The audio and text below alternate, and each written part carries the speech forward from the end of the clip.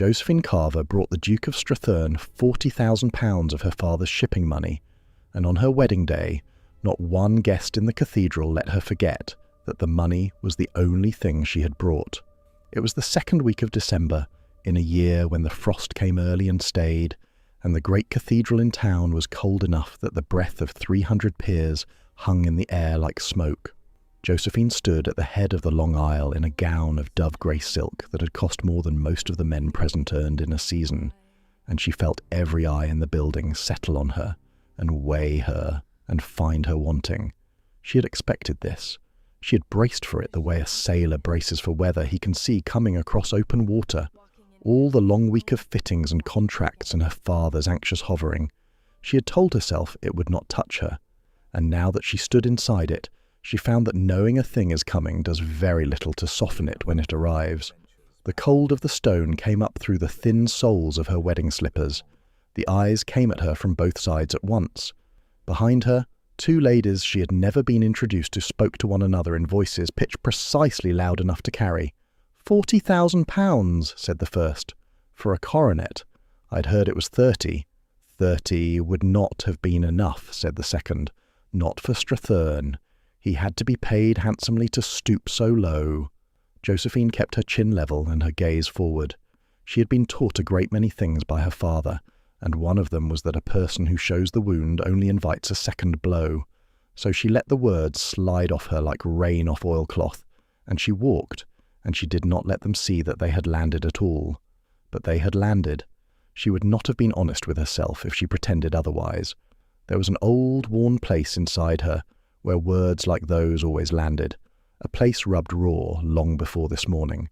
All her life she had been precisely this, good enough to fund a thing, never good enough to belong to it, good enough to keep her father's books, never to be presented at the assemblies the wives of his customers attended, good enough to be married up the moment her dowry could buy a title, as though the whole of her 24 years had been a sum being saved towards someone else's rescue.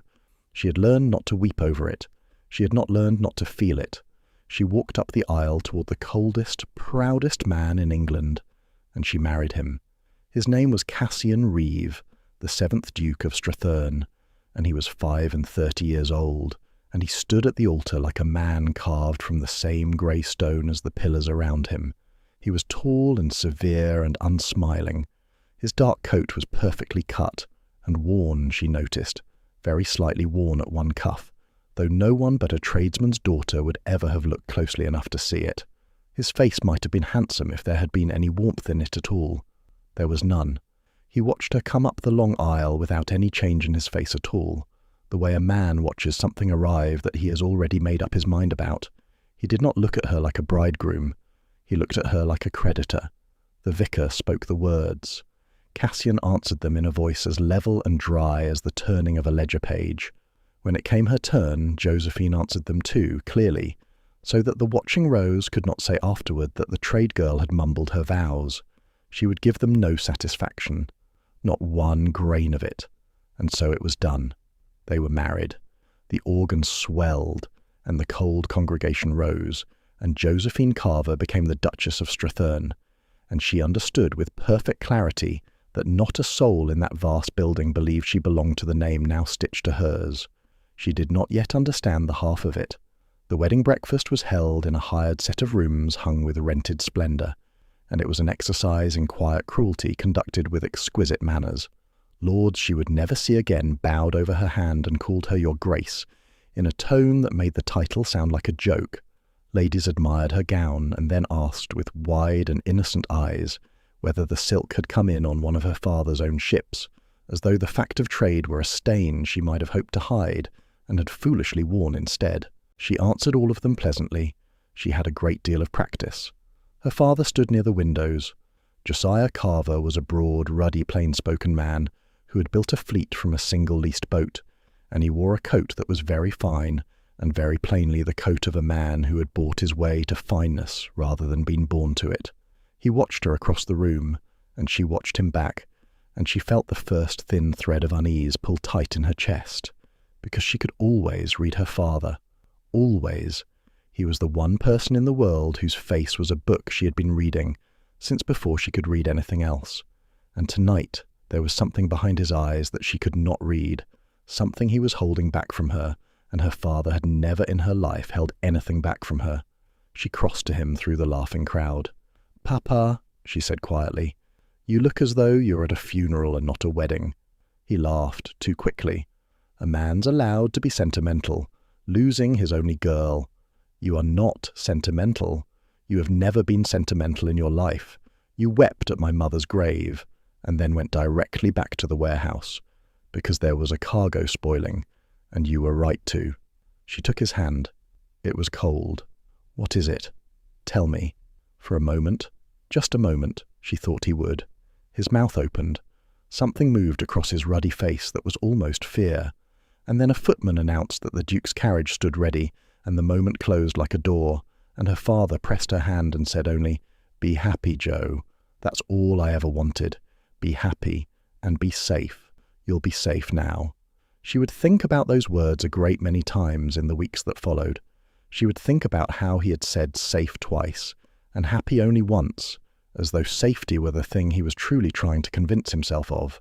The Duke spoke to her exactly twice more during the breakfast, once to inform her that the carriage would depart at 4, and once, without quite looking at her, to tell her that they would travel directly to Stratherne Court, where the family kept its Christmas, and that a number of guests were already gathering there. "Guests," Josephine repeated. "A house party," he said. "It is a tradition of long standing. It would cause comment if it did not proceed. You will, I trust, be equal to it." It was not a question. There was no kindness in it. There was only the flat assumption that she would do what was required, because she had been bought to do what was required, and a purchase does not have feelings that need consulting. She looked at him for a moment. "I am equal to a great deal more than you imagine, Your Grace," she said. For the first time he looked at her directly. Really looked. And something flickered across his face. Not warmth, nothing so generous as that, but a flicker of attention, as though the column of figures had unexpectedly produced a sum he had not predicted. Then it was gone. He turned away, and the carriage left at 4 exactly. They rode in silence for the first hour.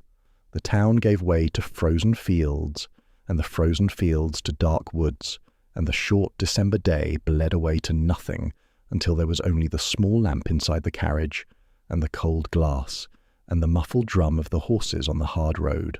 Josephine watched the dark go by. Her husband sat across the narrow space from her, and after a while he took out a small notebook and began making entries in it by lamplight, his pen moving in short, precise strokes. And he did not speak to her, and she did not speak to him. She let the silence run for a long time. Then she grew tired of it, because she had never in her life been comfortable letting a thing simply sit when it might be turned to use. "You make a great many notes, Your Grace," she said. He did not look up. "I find it steadies the mind. My father is the same, though his notes are mostly the prices of things. Tallow and timber, and what the Dutch are charging for it this month, and what he thinks they will be charging by spring." She watched him. "What do you note?" For a moment she thought he would not answer at all. Then he said, still without looking up, "The same, the prices of things. And what are you pricing at present?" The pen stopped. He looked up then, and in the swaying lamplight his grey eyes were unreadable. "You," he said, "if you must know. I am attempting to determine what manner of woman I have married, and I confess the figures will not settle." "That is because you are using the wrong ledger," said Josephine.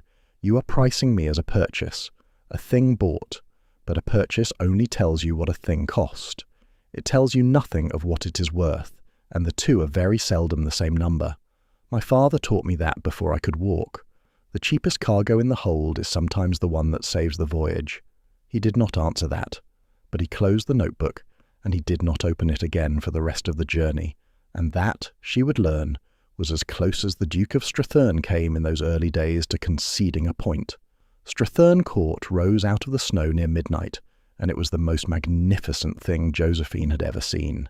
It was a vast, pale house of many windows, and lights burned in a dozen of them, and torches lined the long drive, and against the black sky and the white snow, it looked like something out of an old painting of how the great once lived. Her heart, traitor that it was, lifted at the sight of it.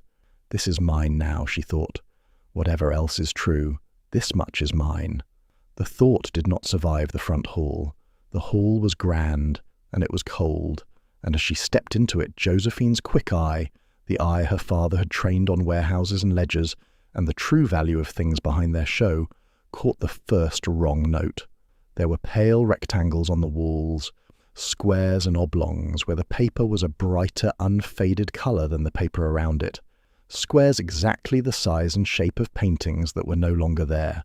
She counted 4 of them before she made herself stop counting. A footman took her cloak. An ancient butler, white-haired and stooped and dignified as a bishop, bowed to her and introduced himself as Hobbs, and welcomed her to Stratherne Court in a voice that trembled only slightly. She liked him at once, though she could not have said why. Perhaps it was that he looked at her, when he straightened, as though he saw her, and not the £40,000. The Duke did not linger in the hall. "You will be shown to your rooms," he said. "The guests are abed. You will meet them tomorrow. I will come to you tonight." The words landed like a stone in cold water. Josephine felt the heat climb her neck, and felt too the eyes of Hobbs go carefully, deliberately blank, the way a good servant makes himself absent from a thing he is too well bred to have heard. "Will you?" she said. "I will," said the Duke. "There are things you must be told. Tonight and in private. Wait for me." And he turned and was gone down a long, dark corridor, and a maid with a candle came to lead the new Duchess of Stratherne up to the bridal chamber on her wedding night, to wait. The chamber was beautiful, and it was faintly shabby in the same way the hall had been. The hangings on the great bed were silk, worn thin along their folded edges. The fire was small for so large a grate. A branch of candles burned on the mantel, and by their light Josephine saw that here too there were the pale ghosts of vanished pictures on the walls. She dismissed the maid. She did not undress. She sat down in a chair by the inadequate fire, still in her grey silk, and she waited, and she thought. A great house should not have squares on its walls where the paintings used to be. A duke with £40,000 newly in his coffers should not keep so small a fire in his bride's room. A man who had been paid handsomely, as the cruel ladies in the cathedral had said, should not look at his own wedding like a creditor counting what he is owed. The pieces would not lie flat. She turned them over and over while the fire burned down, and the suspicion that grew in her was not the suspicion of a frightened bride waiting to be visited by a stranger. It was the suspicion of a merchant's daughter who had grown up smelling a failing concern, the way other people smell rain on the wind, hours before the first drop falls. When the Duke came, an hour past midnight, she was ready for him. He came without knocking, which she would remember afterward, because it was the only discourtesy she ever knew him to commit that was not deliberate, and she came in time to understand that it was not discourtesy at all, but the act of a man who had not the strength left to perform one more piece of ceremony that night. He had removed his coat. He looked in his shirt-sleeves by the candlelight, younger than he had at the altar, and far more tired. There were shadows beneath his eyes that the cathedral had hidden. He shut the door. He stood with his back to it for a moment, looking at her sitting fully dressed by the cold hearth, and something in his face shifted. "You have guessed something," he said. It was not a question. "I have guessed several things," said Josephine. "I am waiting to learn which of them is true." He crossed the room and stood by the mantel, one hand braced against the cold marble, looking down into the dying fire as though the words he had come to say were written somewhere in the embers. "You believe," he said, "that you have married a fortune. The whole of London believes it. Your father believes it. He believes he has bought his daughter a place at the high table, and that in exchange I have taken his money to gild a house already overflowing." He laughed once, a short and mirthless sound. "It is a very pretty story. There is not one word of truth in it." "Then tell me the true one," said Josephine. He turned and looked at her, and when he spoke, each word came out flat and hard and final, like a coin laid down on a table that could not be picked up again. "You did not marry a fortune," he said. "You married the last man in England with the nerve to pretend he still has one. The Stratherne coffers are dry, madam. They have been dry for years. Your dowry is all that stands between this house and the bailiffs at the gate." The fire popped. Somewhere far off in the great cold house a clock struck the half-hour, and the sound seemed to go on a long time. Josephine sat very still. She neither gasped nor wept, only let the truth arrange itself inside her, and found, to her own faint surprise, that the shock of it was smaller than it ought to have been. Part of her had already known. The squares on the walls had told her, and the thin silk and the small fire, and her father's twice-spoken safe, perhaps, most of all, though she could not yet have said why. She let the silence stretch until she was certain her voice would come out level. "How dry," she said. He blinked. Of all the things he had braced for her to say, she could see it plainly. This had not been among them. He had walked into this room expecting tears or fury, or the swooning collapse of a girl who has just learned she has been swindled out of everything. He had not expected a question that a banker might ask. "What do you mean, how dry?" he said. "I mean precisely what I say." She rose from the chair, smoothing the grey silk, and she was glad of the small, steadying ritual of it. A man does not say his coffers are dry and mean nothing by it. There are degrees of the thing. Either there is debt standing against the estate, or there is not. Either the income covers the interest upon that debt, or it does not. Either there is a date on which the worst of it falls due, or there is time yet. How dry, your grace! Give me the figures, or do not waste my night with poetry. He stared at her, and for the second time that day that flicker crossed his face, that look of a sum coming out wrong, or perhaps coming out right in a way he had not allowed himself to hope. "There is debt," he said slowly. "A very great deal of debt. The estate income has not covered the interest upon it in 3 years. I have been selling, quietly, a painting here, a farm there, the hunting lodge in the north last spring, to keep the appearance of solvency and to go on meeting the payments as they fall." His jaw tightened. "Your dowry was to clear the largest of the notes, the one held against the whole of Stratherne, the one that, if it is called and cannot be met, takes the house, the land, the title seat, the whole of it, all at once." "And it can be called," said Josephine, "or you would not look as you do." "It comes due," he said, "on the 5th of January, 12th night, in something under 4 weeks. He looked at her, and there was something in his face that was almost, but not quite, an apology. "I married you, madam, to buy 4 weeks. I will not insult you by pretending otherwise. I knew exactly what I was doing. I am proud, and I am cold, and I married you under false colours, hiding that I am ruined, because your money was the last plank left between me and the gate. If you wish to despise me for it, you are entitled. A great many people would, and they would be right." Josephine crossed to the mantel and stood beside him. She looked into the fire as he had done, and for a long while neither of them spoke, and the strange thing was that the silence between them now was a different silence than the one in the carriage. That one had been a wall. This one was almost a held breath. She thought of the cathedral, the cold rows of faces, the murmured cruelties, the certainty of every soul present that she had bought a duke and the duke had been bought. She thought of how it would feel to watch this house go down, and her name with it, after all of that humiliation, with the whole of London nodding and saying they had known the match was rotten from the start. She thought of her father, grey-faced by the windows, hiding something behind his eyes. And then she thought, the way she always thought when the bottom dropped out of a thing, not about the falling, but about the climb back up. It was the only way she had ever known how to think. Her father had built a fleet out of that single habit of mind, and he had given it to her whole, the one inheritance no creditor could ever seize. "You have made one mistake," she said. "I have made a great many. In your reckoning of me." She turned to face him. "You married a merchant's daughter, as though that were the price you were paying, as though the trade of me were the shameful part of the bargain. You have it exactly backward, your grace. By the purest accident, you have married the one woman in England who knows precisely how to keep a sinking concern afloat. I was raised in trade. I have watched my father pull 3 failing ventures back from the very edge of the cliff with my own eyes, and the last of them I helped him do myself, with my own hands and my own figures.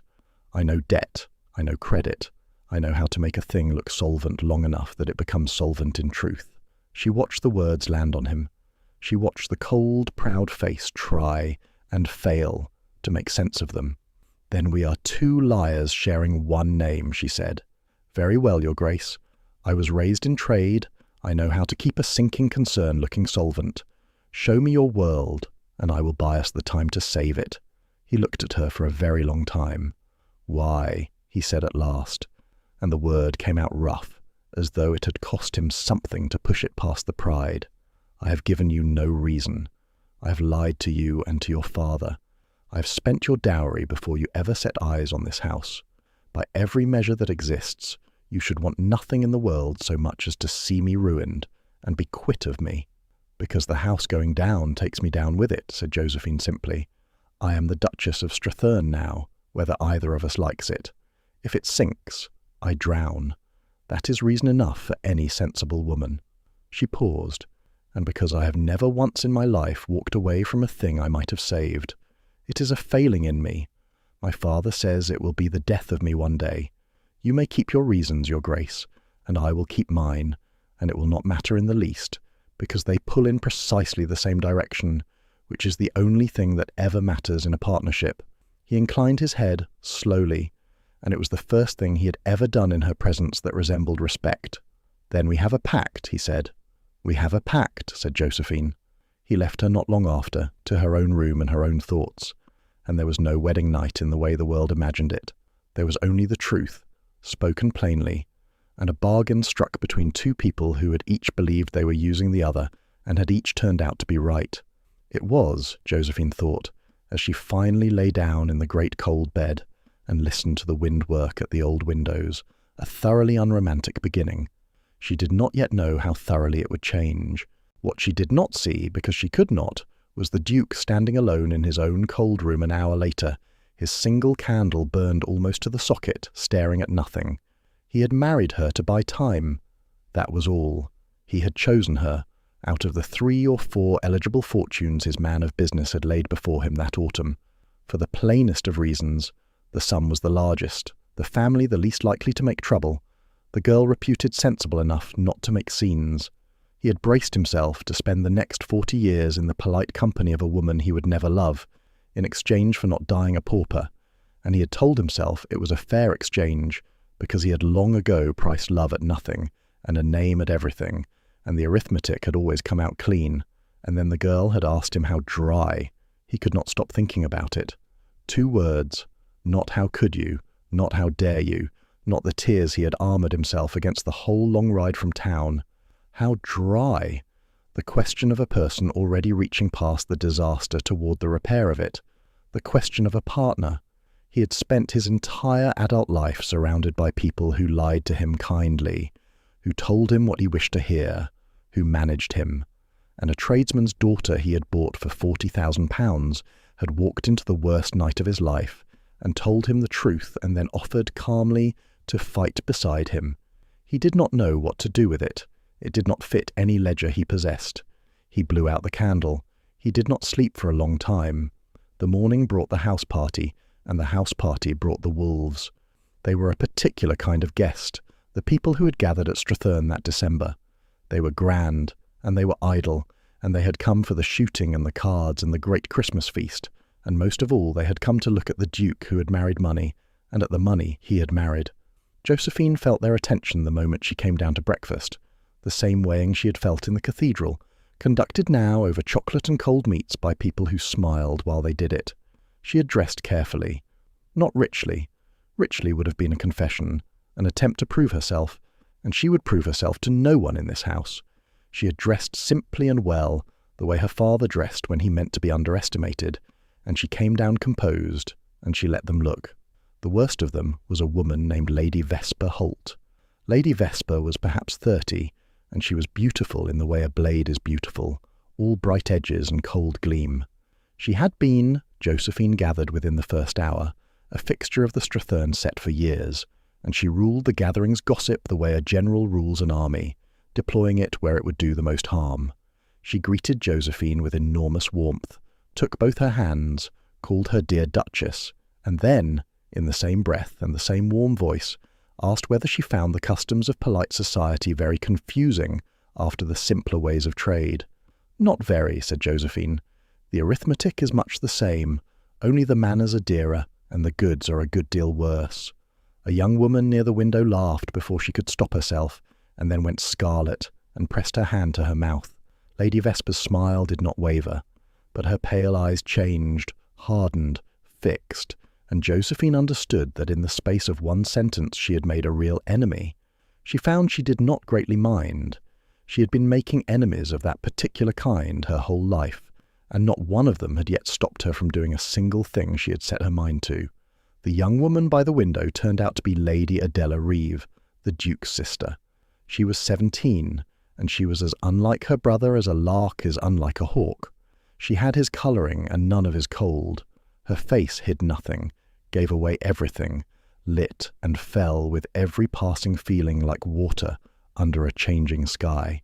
She was to make her debut in the spring, and she spoke of it with a shining, fragile excitement that caught at Josephine's heart and held it, because Josephine alone in all that laughing company knew that there was very likely no money for any debut at all.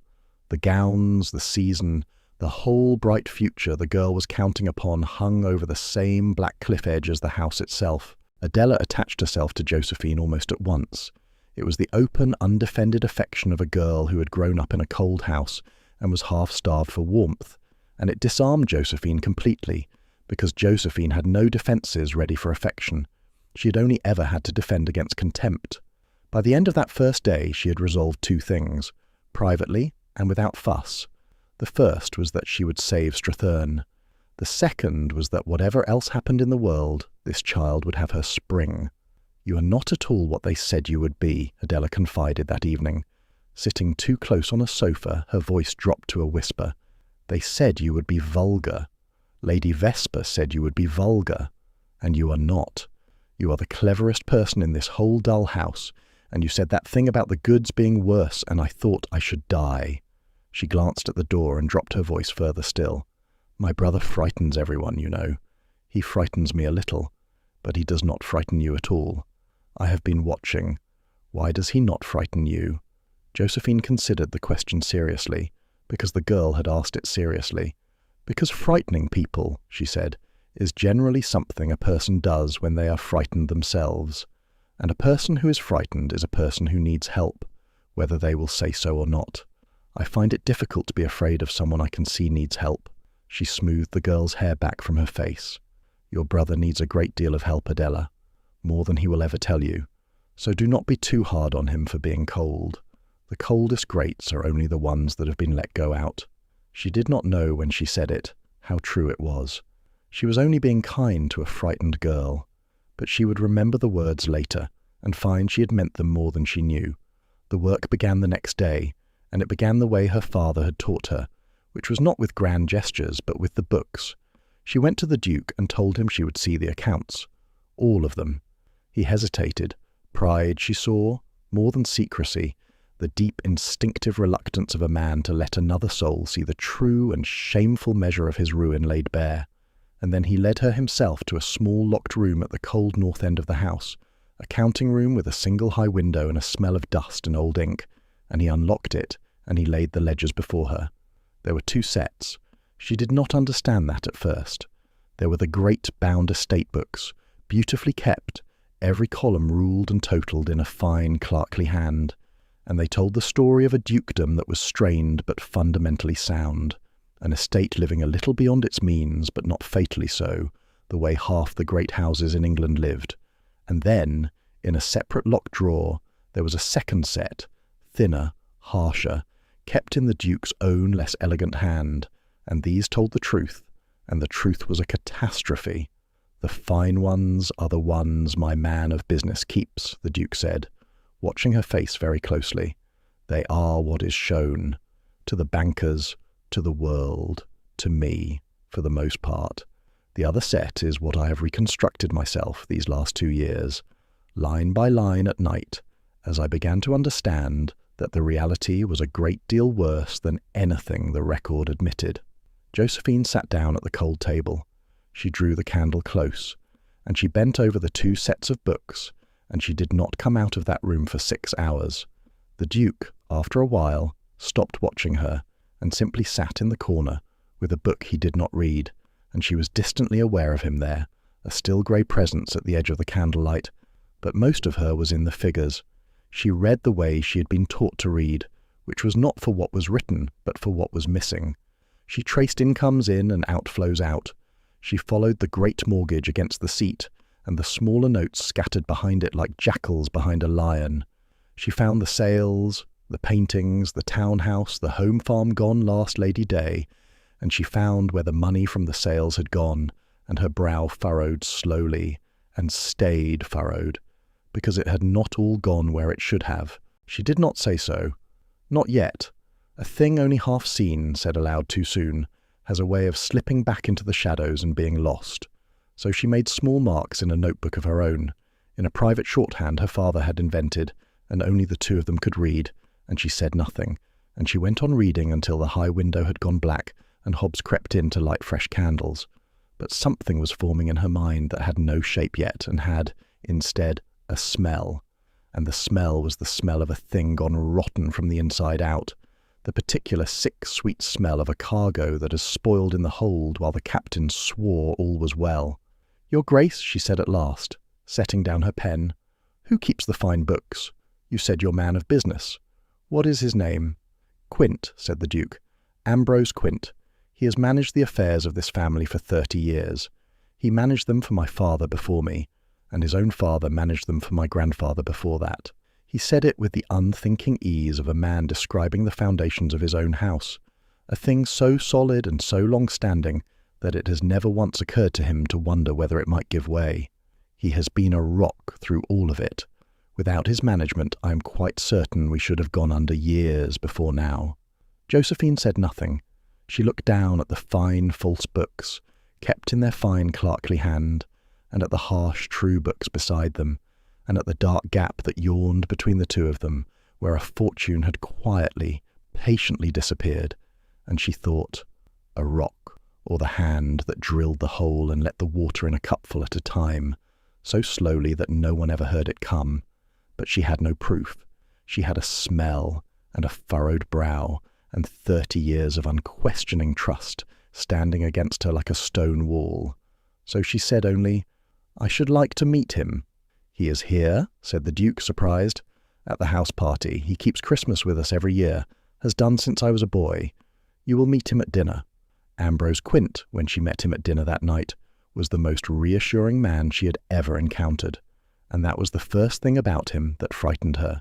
He was perhaps 60, neat and spare, and silver-haired, with a soft, pleasant voice and a way of listening that made whoever he spoke to feel they were the only person in the room.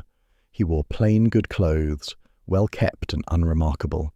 He had kind, tired eyes with deep creases at the corners, the eyes of a man who has spent his life in service to others and counts it a privilege. He spoke of the late Duke with real affection, and of the present one with a sort of careful paternal pride, and he welcomed Josephine to the family with a warmth that seemed entirely without calculation, and he asked after her father's business with what appeared to be genuine and knowledgeable interest. Everyone trusted Ambrose Quint. She could see that they did, all around the long table. The Duke trusted him completely. Young Adela called him a dear old thing and let him pat her hand. Even the servants, she would learn, spoke of him with respect and a kind of affection. He had spent 30 years being the most trustworthy man in any room he entered, and it had worked, because trustworthiness is the most valuable disguise a thief can wear, and Quint wore it the way another man wears a coat he has owned so long that he has forgotten it was ever anything but his own skin. When he asked her gently over the soup how she was finding the management of so great a house after the simpler scale of a merchant's home, she heard the question that lived underneath the question. He was asking how much she had seen, how deep she had looked. "It is a great deal larger," she said pleasantly, breaking her bread, "but a house is only a set of accounts with chimneys attached. I find I understand it rather better than I had expected to." She watched his kind, tired eyes as she said it, and for just a moment, so brief that she might almost have persuaded herself she had imagined it, something moved behind them that was not kind at all. A flat, cold, assessing flicker, there and gone, the look of a man recalculating.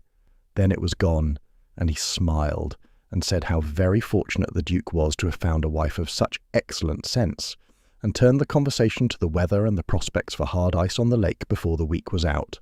But Josephine had seen it, and Ambrose Quint had seen that she had seen it, and so the two of them sat at the long table among the laughing wolves, smiling pleasantly at one another down the length of the white cloth and the silver, each of them now perfectly and privately aware that the other was the enemy, and neither saying one word of it aloud.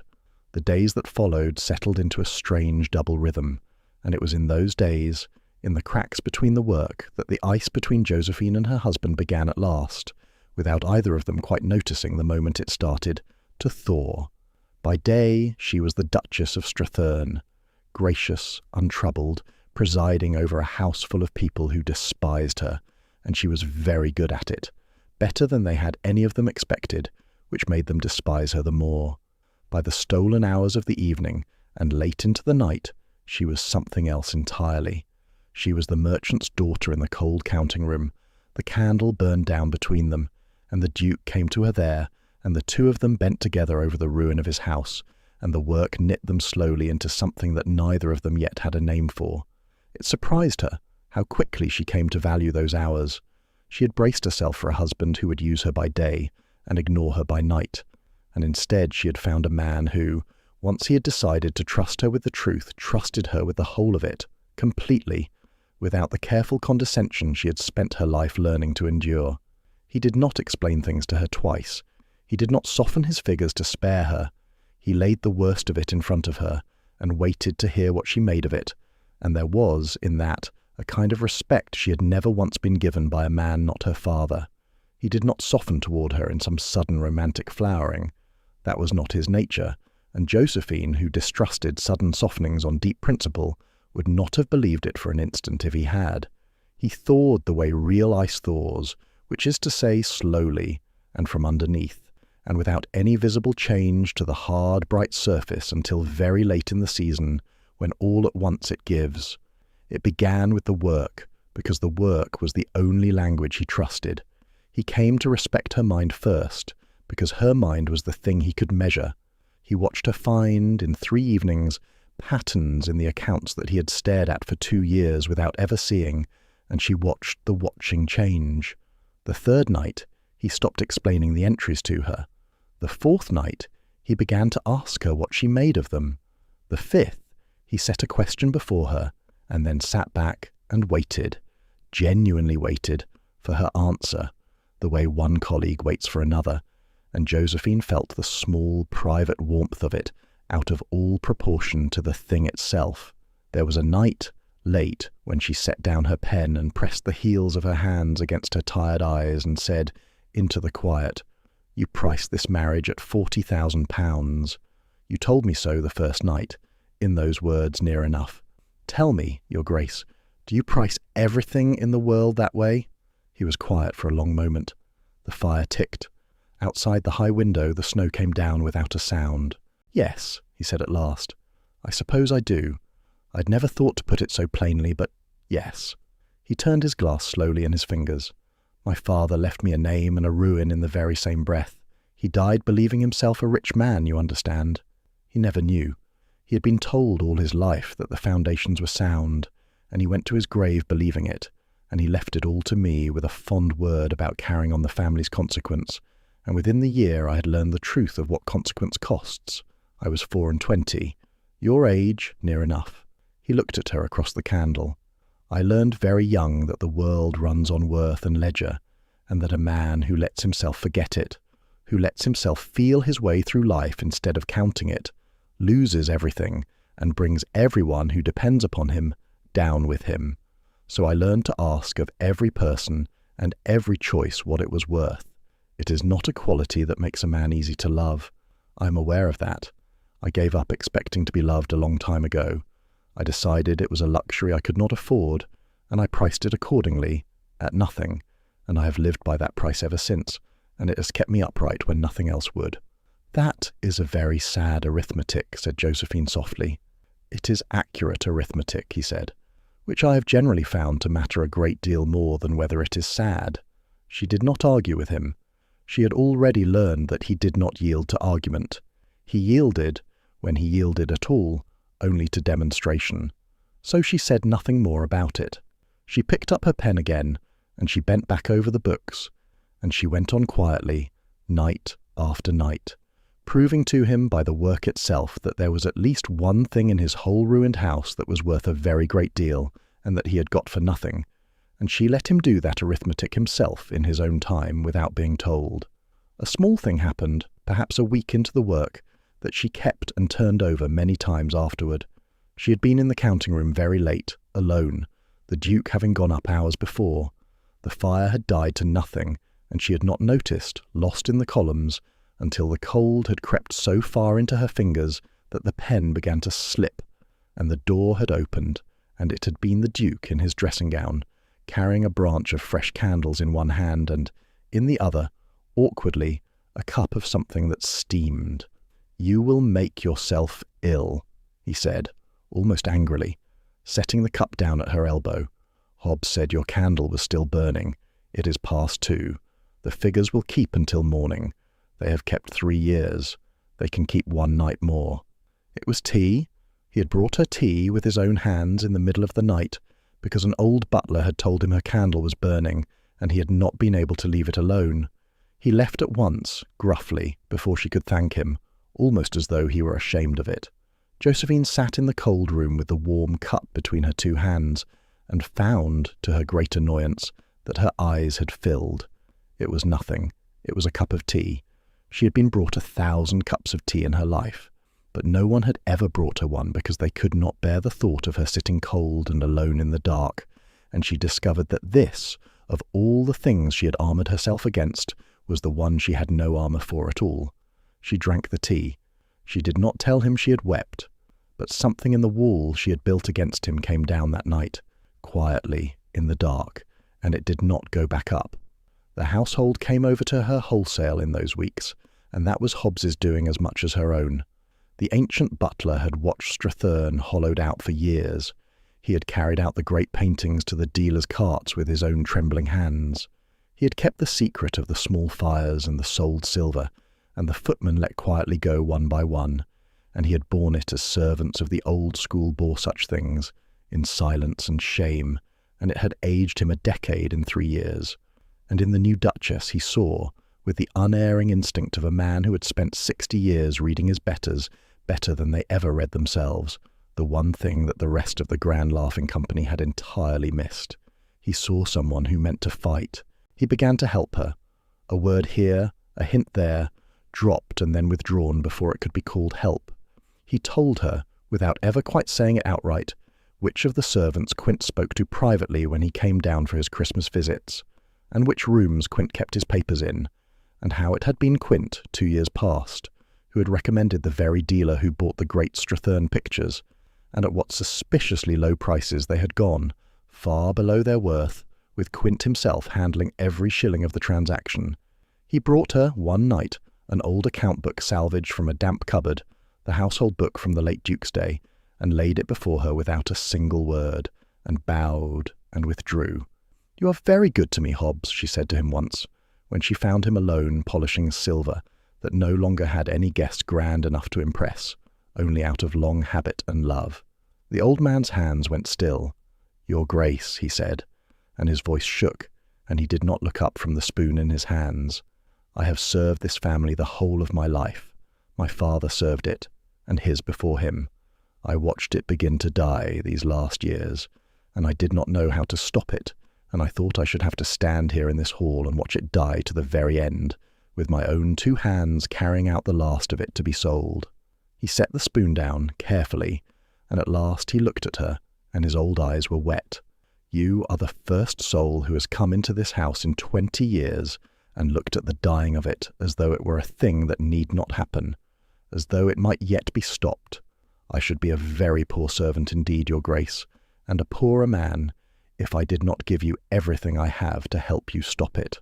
Josephine took his old hand in both of hers, there in the cold hall, Duchess and butler, and neither of them said anything more because there was nothing more that needed saying. It was Hobbs, too, who set Polly to watching, though he never knew that was what he had done. Polly was Josephine's own maid, a quick, sharp London girl who had come down with her from her father's house, and Polly had eyes in the back of her head, and a way of being entirely invisible that servants who wish to keep their places learn early or not at all. Hobbs, taking the foreign maid under his wing in the warren of the servants' hall, had grumbled to her one evening about the comings and goings of Mr. Quint's man. For Quint, it seemed, did not write all his own letters, not the particular ones, and Polly, who missed nothing, and who had been told by her mistress to miss nothing, had carried it straight upstairs. "Mr. Quint," said Polly, slipping into Josephine's room one cold black morning with her thin face alight. "Begging your pardon, your grace, but you said to keep my eyes open. He don't write his own letters, not the particular ones. There's a man comes, not a guest, lodges down at the village inn, calls himself a clerk. Quint meets him at the old ice-house by the lake, mornings, before the gentry's up and about. I followed, 2 days running. They pass papers, hand to hand, and the clerk, your grace." Polly leaned in, her voice dropping. "He ain't no clerk. His hands is too soft and his boots is too good, and he don't carry himself like a man as works for his bread. And the girl at the inn told me, for I stood her a gin and got friendly, that he'd been asking. Asking was the Carver money come into the house yet, and was it true the new Duchess was poking about in the accounts? Josephine went very still. "The Carver money," she said. "He named my father's name." "By name, your grace. Carver. Plain as plain. And your father, beg pardon, he asked about him too, this clerk that ain't a clerk, whether the old merchant was as broke as they said. Laughed when he said it." A cold dread settled in the pit of Josephine's stomach and lay there like a stone. It was one thing for Quint to be bleeding the dukedom. That was theft, and theft was wicked, but theft was a thing she understood, a thing with edges and a shape, a thing her whole world had taught her to recognize and reckon with. But for Quint's man to be asking after the Carver money, after her father, by name, before the dowry had even fully cleared into the Stratherne accounts, that was something else entirely. That reached out of the cold ledgers of this strange house, and put its hand on her own family, on her father, and she did not yet see how, but she felt the cold of it the way one feels a draught from a door one had been certain was shut and bolted. She thought of her father at the wedding breakfast, grey-faced, hiding something. "Be safe. You'll be safe now." She wrote to him that very day. It was a careful letter, full of nothing on its surface, asking after his health and his ventures, and whether the hard winter found him well and warm. But she folded one question into the middle of it, where a careless reader skimming for matters of interest would slide straight past it. Was the recent trouble with his credit, the sudden debt that had pressed him so very hard last autumn, fully behind him now, and had he ever discovered in the end who it was that had first called in the notes against him and so nearly broken him? She did not yet know what she suspected. She could not have put it into words, but she knew this much. Her father had been pressed by a sudden, ruinous, inexplicable debt the autumn before. She knew it had frightened him, as she had never seen him frightened. She knew it was a great part of why the offer of a ducal marriage for his daughter had seemed to him a salvation he dared not, for her sake, refuse. She had thought it ill luck, bad weather, the kind of squall that strikes any merchant who sails long enough. She was beginning now to wonder whether the squall had had a name. She sealed the letter and gave it to Polly to send by a private route, by the carrier from the next village over that did not pass through the house's ordinary post, which Quint, she did not doubt, could read at his leisure whenever he chose. And then she went back to the books, and she dug, and the deeper she dug, the worse it became. The pattern she had smelled took its shape under her hands over the next many nights, slowly, the way a drowned thing rises by degrees to the surface of a still pond. The Stratherne fortune had not been spent. That was the thing. That was the whole of it.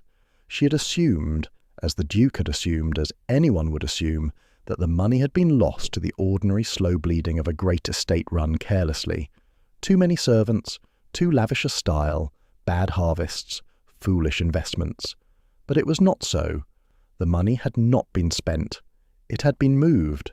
Sums that the fine false books recorded in their lovely clerkly hand as ordinary expenditure, repairs to distant properties, improvements to far-off farms, investments in this venture and that, corresponded to nothing real in the world. She checked. She wrote through Polly's private carrier to ask. The repairs had not been made. The tenants of those distant properties knew nothing of them. The improvements did not exist. The investments could not be found. The money had gone out of the estate and into a kind of fog, and every time she traced a thread of it through the fog, she found, at the far end, the same small clutch of recurring names. Agents, trusts, a company here, a partnership there, and she became slowly, coldly certain that they were all of them the same single hand, wearing a different glove each time, and every glove, if she followed it patiently enough, led home to the same place, to Ambrose Quint. He had not stolen the fortune all at once. That was the genius of it, and the patience of it, and the horror of it. He had bled it, a careful cupful at a time, for 10 years, so slowly and so cleverly that even a watchful master would never have caught it. And the late Duke had not been a watchful master, and the present Duke had inherited a ruin already half accomplished. Together with a man of business he had been taught from the cradle to trust as he trusted the sunrise. Quint had bled the dukedom nearly to death, and the great note that now hung over the whole estate, the one that came due at Twelfth Night, the one that would take everything, Quint held it, through one of his fogs behind one of his gloves, by way of a trust whose true owner was buried under 3 other trusts. But it was his. He had bled the patient white over 10 patient years, and then he had quietly bought up the right to foreclose upon the corpse. She understood the theft now. She could see the whole machine of it. What she did not yet understand was the marriage. Why arrange for the Duke to marry at all? It made no sense. If Quint held the note and the estate could not meet it, he had only to wait for Twelfth Night and call it, and take the lot. Why bring her into it? Why bring her father, and her father's £40,000? Why add a fortune to a thing he intended to seize for nothing? It was the one piece that would not fit, however she turned it, and it nagged at her like a dropped stitch in a row, the small wrongness that tells the knitter the whole pattern has gone astray somewhere far behind. That piece would not come, so she set it aside, the way her father had taught her to set aside a problem that would not yield, never abandoning it, only laying it down where the back of the mind could go on worrying it in the dark, and she carried the rest to the Duke.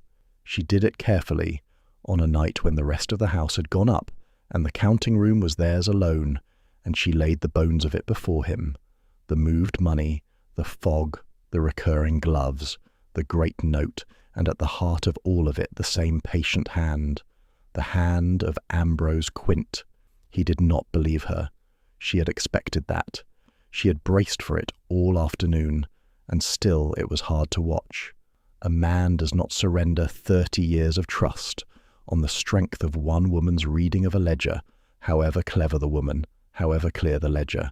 He went very still, and then very cold, colder than he had been since their wedding night. The warmth she had spent 2 weeks coaxing out of him slamming shut like a window in a gale. "You are speaking," he said, and his voice was the flat, dangerous quiet she had not heard since the cathedral, of a man who stood at my father's deathbed, who held my father's hand while he died, who taught me to ride, who wept. I saw him weep, madam. I was 9 years old, and I saw it at my mother's funeral. He rose from his chair. He has been the one fixed point in my life, the one man I never had to weigh, never had to price, because his loyalty was beyond question. And you are sitting in my house that he has kept standing, and telling me he is a thief. "I am telling you what is in your own books," said Josephine steadily. "Books can be misread, especially by someone newly come to them, eager to prove her worth." It was unfair, and it was cruel, and she saw, even as he said it, that he knew it was both, and that he had said it anyway, because the alternative was to believe her, and the alternative was unendurable. She did not flinch. She had been called worse by better. "Then do not take my reading," she said quietly. "Take your own." And she did not argue with him, because she knew at last, and beyond all doubt, that he did not yield to argument. She did the only thing that had ever worked. She demonstrated. She laid the fine books beside the true books, beside the old salvaged household book of his father's day, 3 sets of figures across the cold table in the candlelight, and she did not tell him a single conclusion. She made him do the arithmetic himself. She walked him through it line by line, sum by sum, entry by entry, hour by hour through the long freezing night, because she had learned that he would not believe a total she handed him, but he could not, being the man he was, disbelieve a total he reached with his own pen, in his own hand, by his own reasoning, and she watched it break him. That was the hardest thing she had yet done in that cold house. Harder than the cathedral, harder than the wedding night. To sit beside a proud man at 2 o'clock in the morning and watch, by guttering candlelight, the slow ruin of the one trust he had never once questioned in his whole guarded life. His face did not crumple. It was not a face that knew how. But something went out of it as the night wore on, and the columns came together under his own hand into a total he could not unsee. Some last warmth she had not even known was still in there until she watched it leave, and at the end of it he set down his pen with a hand that was not entirely steady, and stared at the figures in silence for a very long time. 30 years, he said at last. Just that. 2 words, the way she had said 2 words to him on their wedding night. "I am sorry," said Josephine, and she found that she meant it, fully, with a depth that surprised her. "I would have spared you it if there had been any way to save the house without your knowing. There was not. Do not be sorry." His voice was rough, scraped raw. He did not look up from the books. "Do you understand what you have done? Everyone, Josephine, the whole of my life, has lied to me kindly. My father, with his fond words about consequence. My friends who flatter me. Quint, above all of them, with his 30 years of soft, loyal lies. You are the only soul who has ever sat across from me and told me the truth when the truth was hideous, and watched my face while you did it, and not looked away." He raised his head at last, and his grey eyes in the candlelight were terrible and naked, stripped of every defence. "It is the cruelest thing anyone has ever done to me, and it is the most generous, and I cannot tell the 2 of them apart, and I do not think any longer that they were ever truly separate things at all." Josephine did not trust herself to answer that, so she reached across the cold table, across the ruined ledgers, and she put her hand over his, where it lay flat and still on the false fine books that had betrayed him, and she left it there, and he turned his hand over beneath hers slowly and held it, and neither of them spoke, and the candle burned down, and that was the moment, she would know it ever after, that was the moment the pact became something else. The reply from her father came 3 days before Christmas, and it confirmed her worst fear and tore open the door to a far worse one. Josiah Carver wrote plainly, as he did everything in his life. He told her because she had asked, and because he had never in all her years been able to refuse her the truth of a thing, what he had been hiding behind his eyes at the wedding breakfast. The debt that had pressed him last autumn had been real and sudden and ruinous, and it had very nearly broken him entirely. Notes he had not even known existed had been called all at once, every one of them on the same week, by a creditor he could not trace through any of his usual channels. He had been days from disaster, days from losing the fleet, the warehouses, the whole of the thing he had spent his life building. He had not been able to understand it. His credit had been sound, his ventures prosperous. There had been no reason for it. It had fallen on him out of a clear sky like a thunderbolt. And then, exactly as the water closed over his head, exactly when he was drowning, the great offer had come. The offer of a ducal marriage for his daughter, with the promise that the noble connection would steady his shaken credit at a stroke, and the further relief that once the dowry was paid over, the arrangement of it would clear the worst of his own ruinous difficulties, through the good offices of his new son-in-law's man of business, who would handle every detail himself, as a kindness, as a courtesy between families now joined. His new son-in-law's man of business, Ambrose Quint.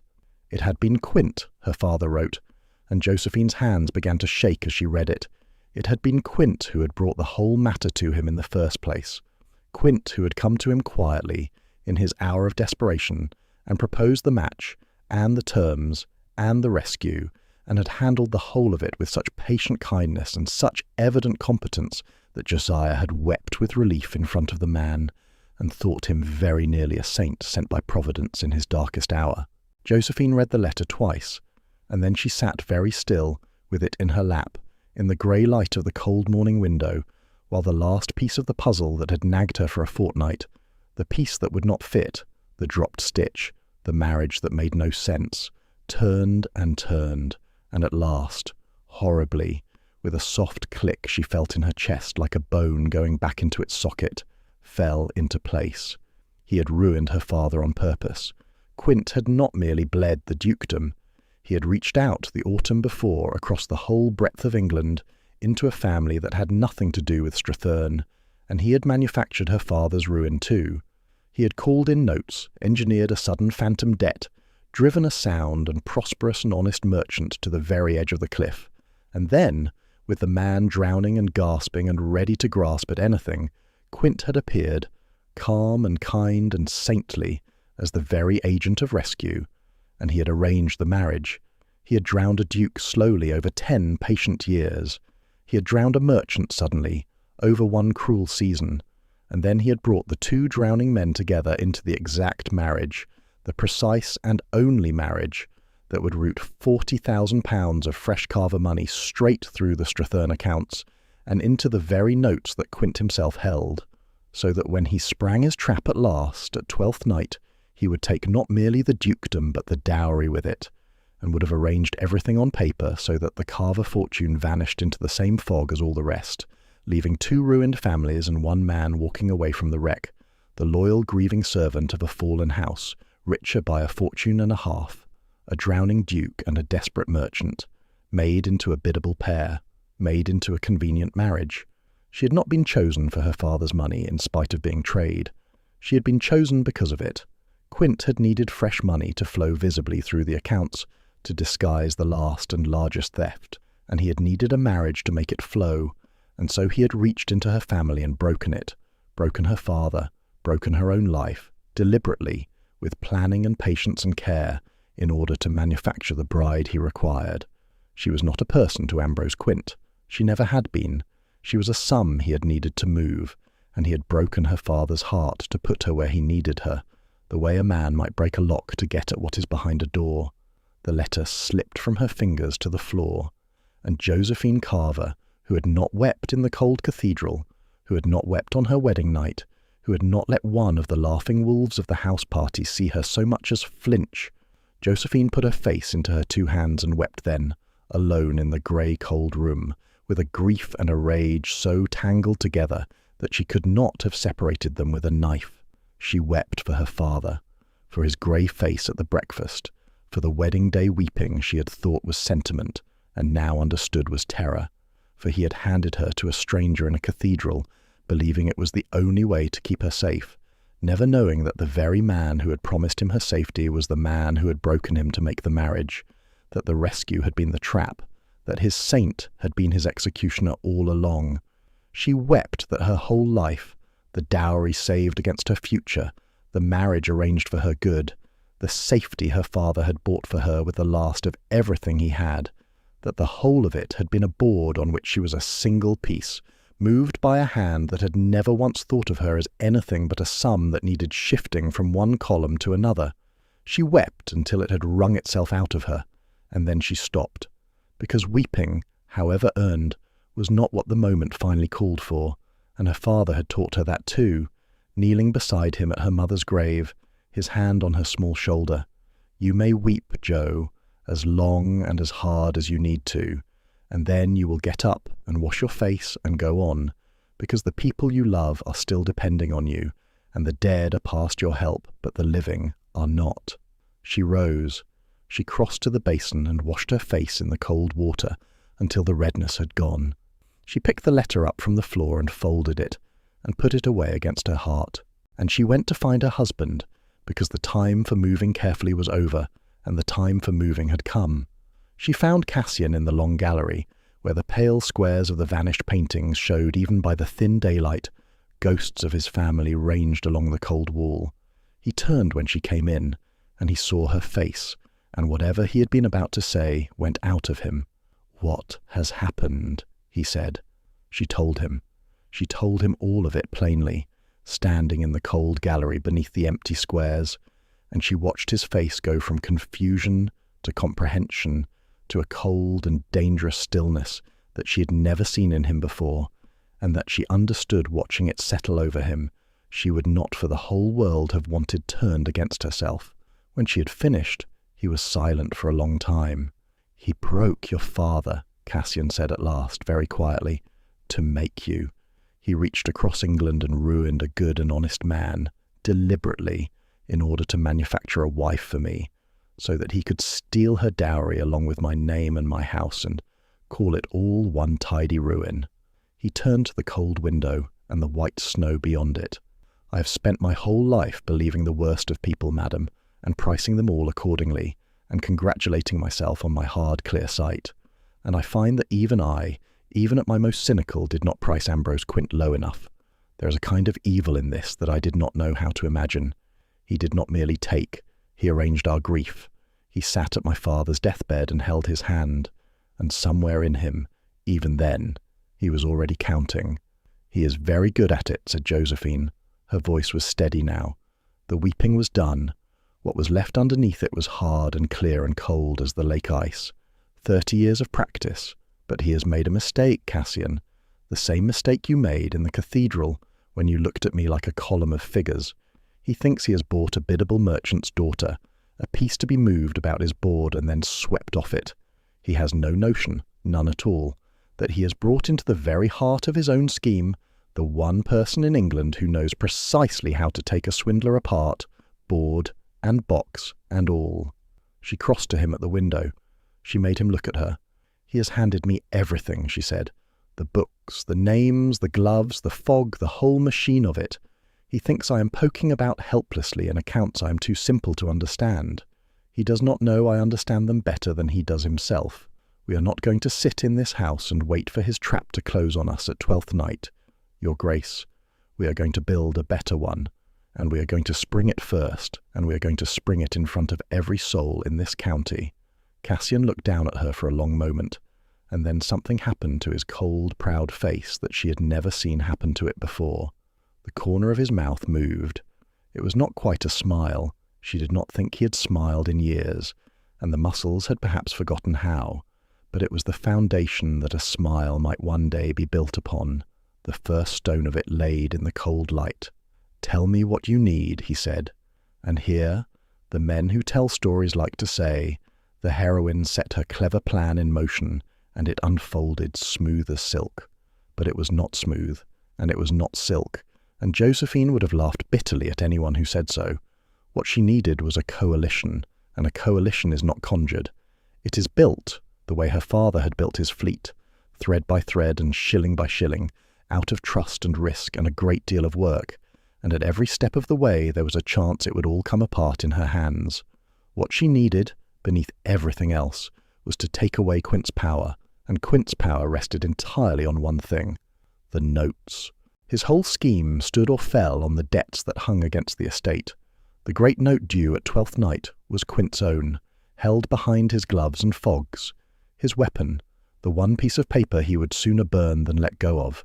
But scattered behind it was a cloud of smaller notes and mortgages, run up over the long years of the estate's slow strangling, and these were held by honest third parties, country banks, town merchants, men who had lent in good faith and now believed, as the whole world believed, that Stratherne was dying and their paper near worthless.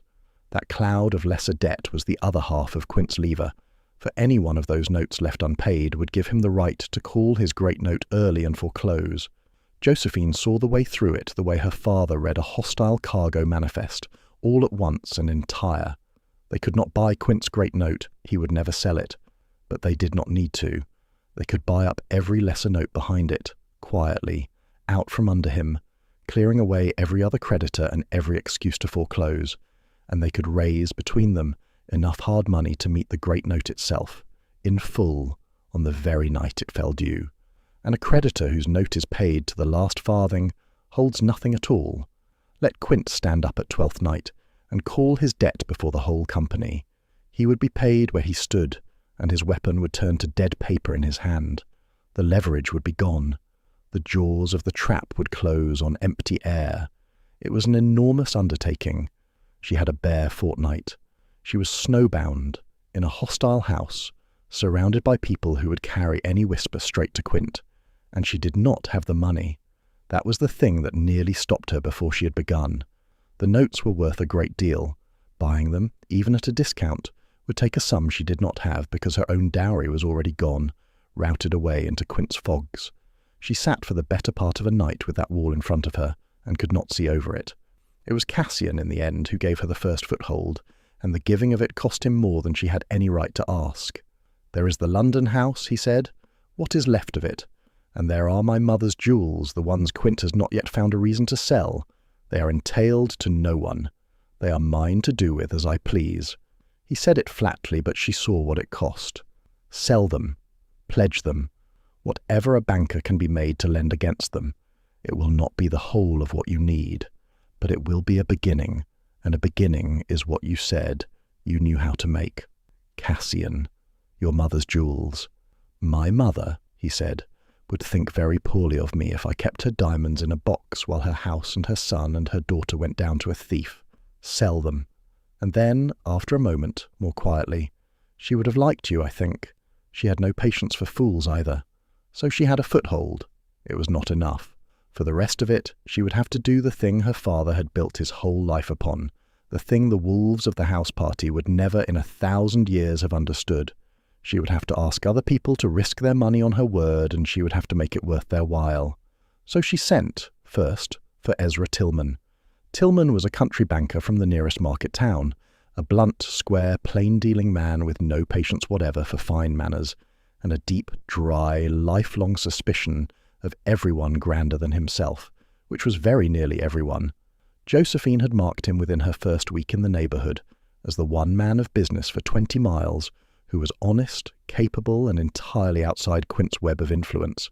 Quint, it turned out, had passed him over for the dukedom's business years before, with a remark about a countryman not being grand enough for Stratherne, and Tillman had not forgotten it. She brought him to the house under cover of a story about reviewing the home farm leases, and she took him into the cold counting room, and she laid the whole of it before him without ornament, banker to merchant's daughter, and she watched his blunt red face go through suspicion and disbelief, and at last a slow, grim, delighted comprehension. "You're telling me," said Tillman, when she had done, "that the great Mr. Quint, that the whole county touches its cap to, that I've sat in church behind these 15 years and thought a model of Christian rectitude, has been robbing this dukedom blind for 10 years, and now means to swallow the whole of it down at Twelfth Night, and you mean to buy the notes out from under him before he can shut his jaws." "That is precisely what I am telling you," said Josephine. "And where," said Tillman, leaning back and folding his thick arms, "does a snowbound duchess get the kind of money it takes to buy up the paper on a whole dukedom in a bare fortnight, when the dukedom hasn't a shilling to its name and your own dowry's already vanished into this Quint's pocket?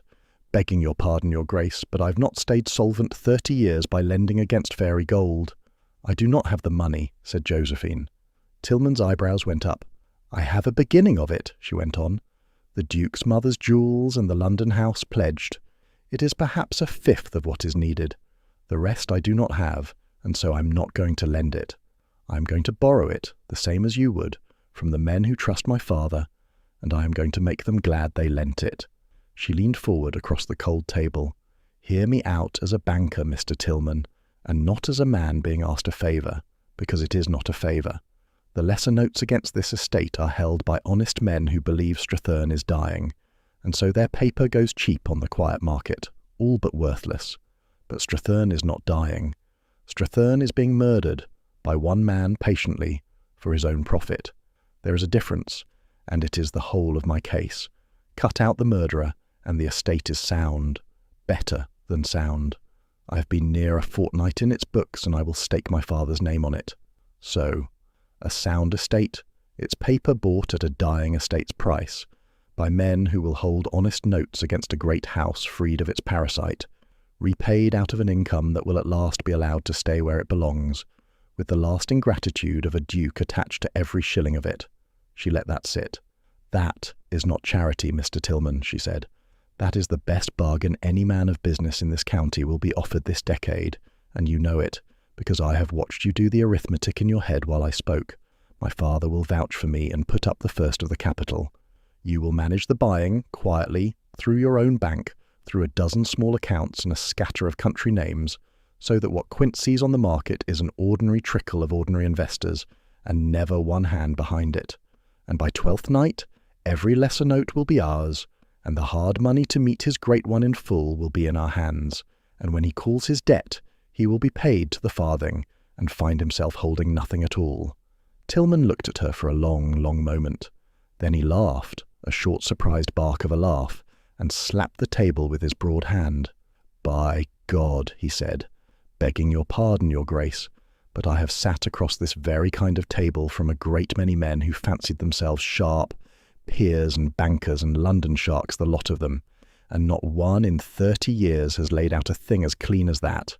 Trade, are you?" He shook his head.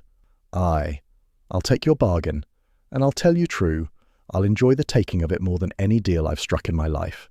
I've waited 15 years to be grand enough for Stratherne's business. I never thought I'd get grand enough by ruining the man who told me I wasn't. So the coalition was begun, but it was not finished, and it did not run smooth, and there were nights in the next fortnight when Josephine lay awake certain it would all come down.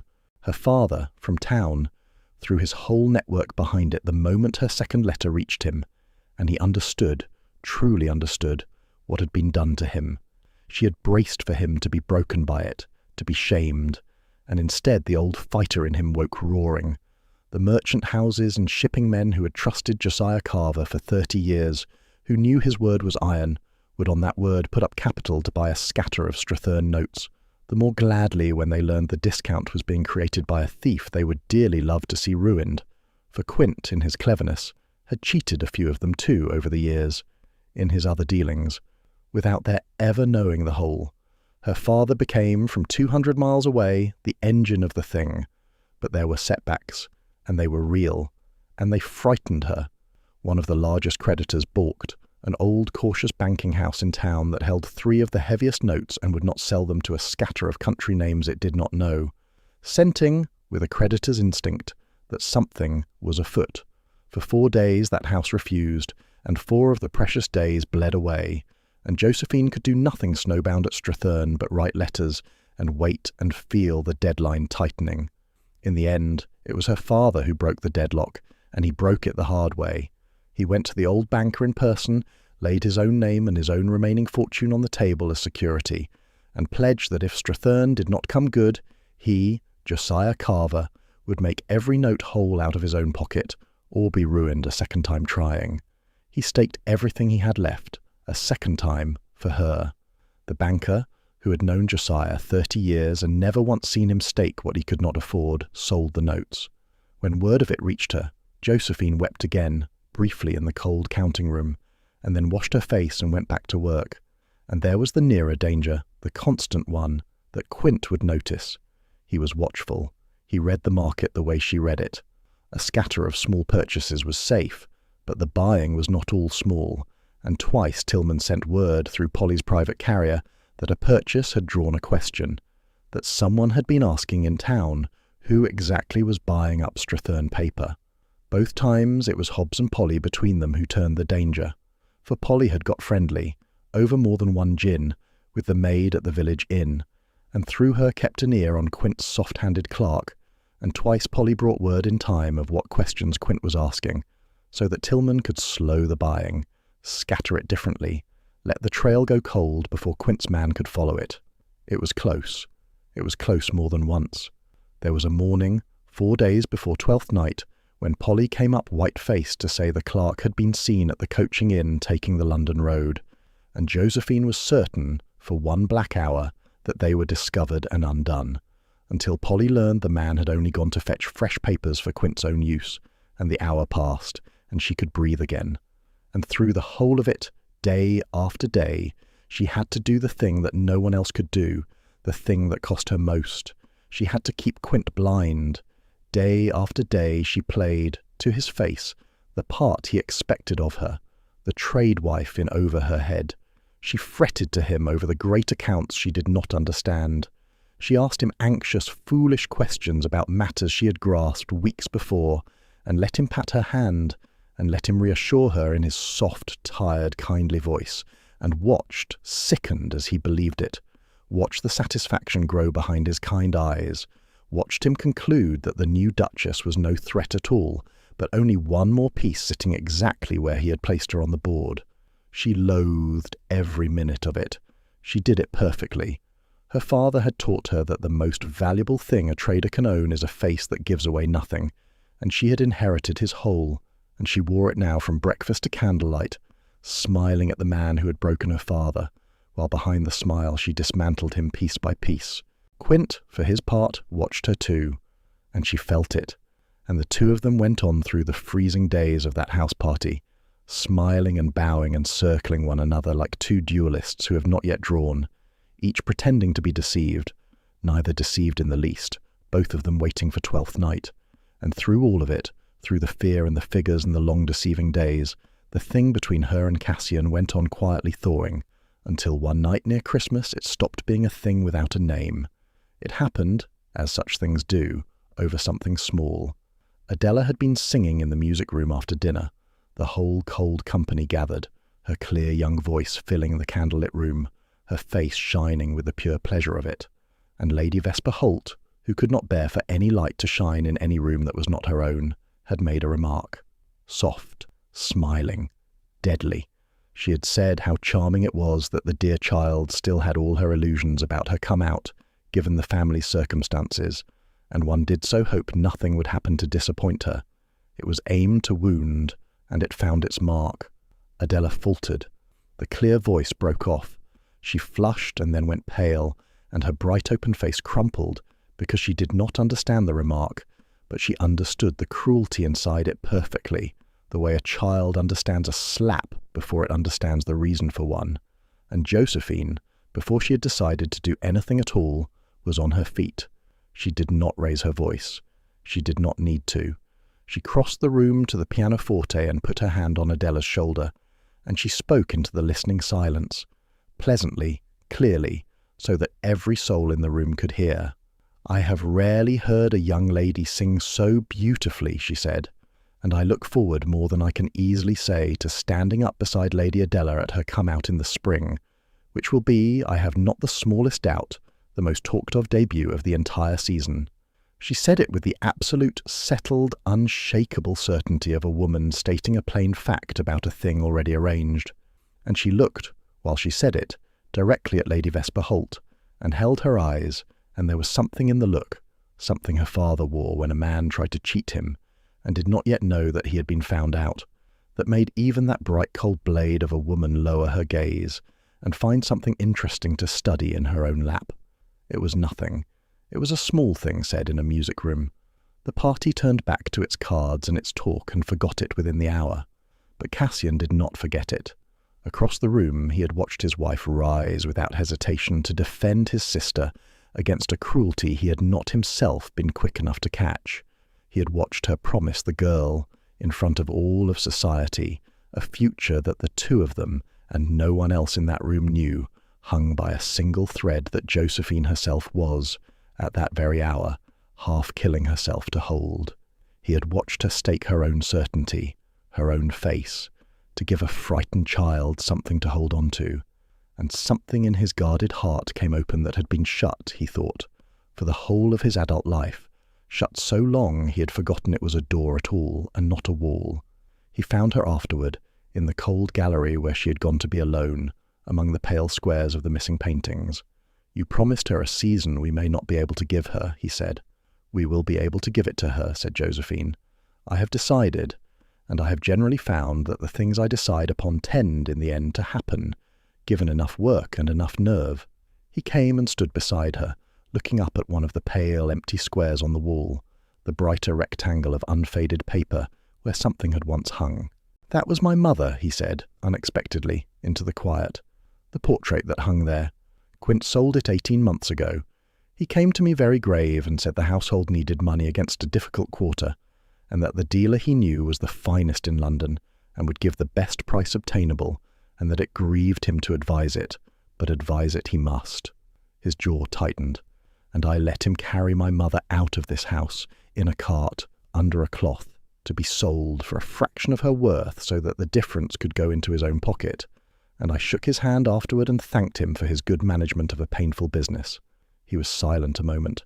"I have been such a fool, Josephine, a proud, cold, careful fool, who believed himself far too clever to ever be deceived, and was deceived more deeply, and for longer, and more completely than any man in England. "You were not a fool," said Josephine. "I let him sell my mother." "You were betrayed," she said, "by a man who had spent 30 years earning the right to betray you, who began earning it before you were born. That is not the same thing as folly, Cassian, and you must stop telling yourself that it is, because it is not true, and it is doing you harm. A fool is undone by his own foolishness. You were undone by another man's patience. There is no shame in being robbed by the most patient thief in England. The shame is all his, every grain of it, and I will not stand here and watch you take it onto yourself to spare him, because he has had quite enough from this family that did not belong to him." He turned and looked at her. The gallery was cold and dark and lit by a single branch of candles she had carried in, and the ghosts of his family hung in their pale empty squares all down the wall, and he looked at her for a long time, longer than he had ever looked at her, and when he spoke his voice was low and not entirely steady. "I do not understand you," he said. "I have turned it over and over, and I cannot make it come out. I lied to you, and used you, and spent your fortune before you ever set eyes on my house. I brought you into a nest of vipers and a sinking ruin and a marriage no sane woman would have wished for.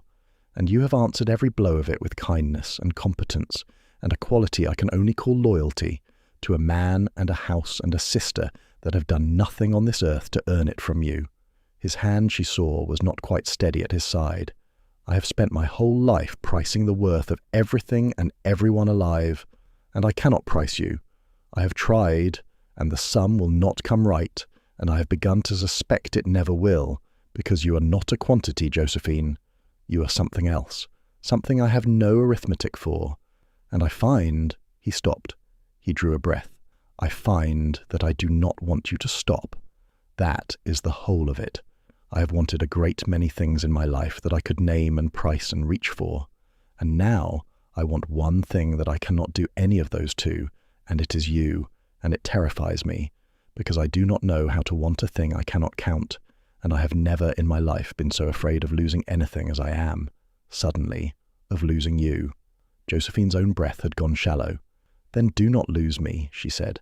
"It is not so very difficult. I'm not going anywhere. I married you, Cassian, and I find, to my own very great surprise, and rather against my better judgment, that I should like to stay married to you for reasons that have nothing whatever to do with £40,000, and that I could not put a price on either, though I have tried, because I distrust anything I cannot account for, and I have been trying to account for you for a fortnight, and I cannot do it." He did not kiss her then. That was not yet his way, and Josephine, watching him war with himself, with 35 years of held-shut doors, would not have hurried him for the world. But he reached out, there in the cold gallery beneath the empty square where his mother had hung, and he took her hand, and he held it, and the two of them stood together in the candlelight for a long while without speaking, and it was, she thought, a truer wedding than the cold cathedral had ever been. The thaw had become a fire. Neither of them said so yet, but they both knew it, and the knowing changed the work, and the work went on, and the days ran down toward Twelfth Night. Christmas came and went, a strange, tense, beautiful feast in the hollowed house, the wolves laughing over the goose and the wine, Adela bright and happy, the trap tightening in silence under all of it. The new year turned, and then the days began to run very fast indeed, the way the tide comes in over flat sand, slow, and then all at once faster than a person can walk. 2 days before the deadline, the trap was very nearly complete. Tillman sent word, through Polly's careful private carrier, that the work was all but done. Every lesser note scattered behind the great one had been quietly purchased, a few at a time, over a hard fortnight, by the scatter of Carver men and country investors he had assembled, and they sat now in a strong box in his bank in the market town, owned to the last scrap by friends of the new Duchess, with only the formal transfer left to complete on the very morning of Twelfth Night, and beside the notes raised between the mother's jewels and the London house, and the pledges of her father's network, stood the hard money to meet Quint's own great note in full the instant he dared to call it. Quint, watching the market with his careful eyes, had seen nothing in it but an ordinary trickle of small paper changing hands among small men who could not possibly threaten a thing. He still believed he held the dukedom in his fist. He was about to learn otherwise. But he moved first, not against Josephine, whom he still discounted entirely, but against Cassian, whom he meant to break, and the breaking of him was very nearly done in the cold light of a January morning, 2 days before the end. Quint came to the Duke in the library alone. Cassian had been expecting it. Josephine had told him it would come, that a man like Quint with his trap ready to spring would not simply call the note and shame the family in a cold legal letter, but would come first, in person, in his soft, loyal voice, and offer the Duke a way out, because a way out was the bait that made the trap close cleanly. So Cassian was ready. But knowing a blow is coming, he found, did not make the receiving of it easy, and there was a part of the next hour that he never afterward described to anyone, not even to her, because it shamed him. Quint came in grave and stooped. The very picture of the faithful old servant bowed beneath a painful duty. He laid it all out, sorrowing, in his soft, carrying voice. He confessed, and Cassian, listening, thought it a kind of black masterpiece. He confessed that matters were even worse than the Duke knew, that the great note could not, in the end, be met, that the estate was lost, that foreclosure at Twelfth Night was now a certainty, and that the family faced not merely embarrassment, but utter and public ruin. The auction of Stratherne itself, the whole catastrophe paraded before the very society now gathered beneath its roof for Christmas. And then, having painted the abyss in careful strokes, having let the Duke stand at the very lip of it and look down, Quint offered him a rope. There was a way out, Quint said gently. He had, through his own efforts and his own connections, found a party, a discreet and powerful party, willing to take on the whole of the notes and refinance them, to keep the dukedom afloat and the family's ancient name unstained. On one condition: the scandal of the empty coffers had to be explained to the world, and the explanation had to be the merchant.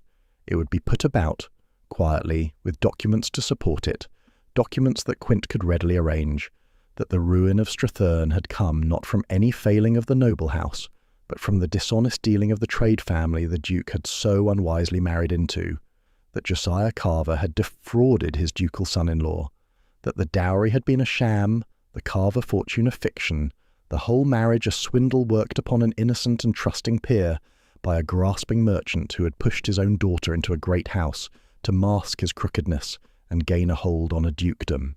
It was, Quint said, with every appearance of regret, the only way. The Carvers would be ruined, yes, but they were trade, and trade was resilient, and they would recover in time, as such people did. The Duke must think of his ancient name, of his innocent young sister, whose entire future hung on it. He need only sign the papers that Quint would prepare, disavow the trade wife's family, set the merchant up to take the public blame, set aside the wife herself, in due and decent course, as a wronged man's reasonable redress, and the dukedom would be saved, the scandal contained, the name preserved spotless. Quint would handle everything, every detail, as he always did, as he had always done. The faithful servant, managing the family's painful business with his own discreet hands. What Cassian knew, and what Quint could not know he knew, was that there was no rescuing party. There never had been. The discreet and powerful party willing to take on the notes was Quint himself, behind one more glove, and the rope he offered was the noose itself, oiled and ready. The moment the Duke signed papers blaming the Carvers and granting Quint authority to manage the rescue, Quint would hold, in the Duke's own hand and over the Duke's own seal, a written confession that the dukedom was insolvent, the Carvers' guilt manufactured and signed and sworn, and full authority over the whole of the estate's affairs, and he would foreclose anyway, take the lot, and leave the Duke holding a document that branded him a fool, and his wife's father a criminal before all the world, with no recourse and no defence because he would have signed away the truth with his own hand. Cassian knew all of it, and here is the thing he was ashamed of afterward, the part he never told. For one moment, one single moment in the cold library, with the snow falling outside and the man who had taught him to ride looking at him with kind, tired eyes and a pen held out, he was tempted. Not by the trick. He saw the trick. But Quint, the patient reader of men, had aimed his offer with terrible accuracy at the one true weakness left in the Duke of Stratherne, at the man Cassian had been for 35 years, the man who had always, in the end, chosen his name over any living person, who had let his own mother's portrait be carried out under a cloth, rather than show the world a crack in the family's consequence.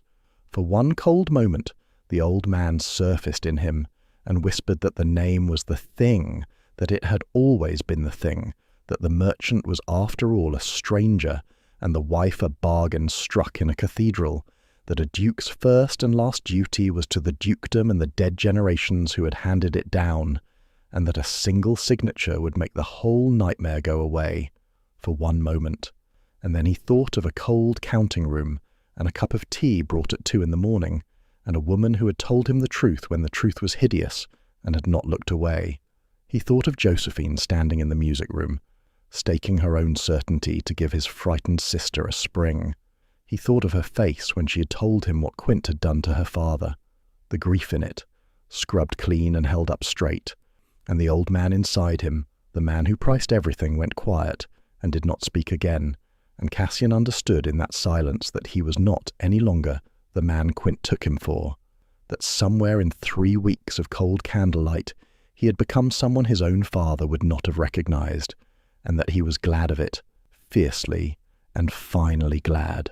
So he did the hardest thing he had ever done, harder than burying his father, harder than learning the truth of the books.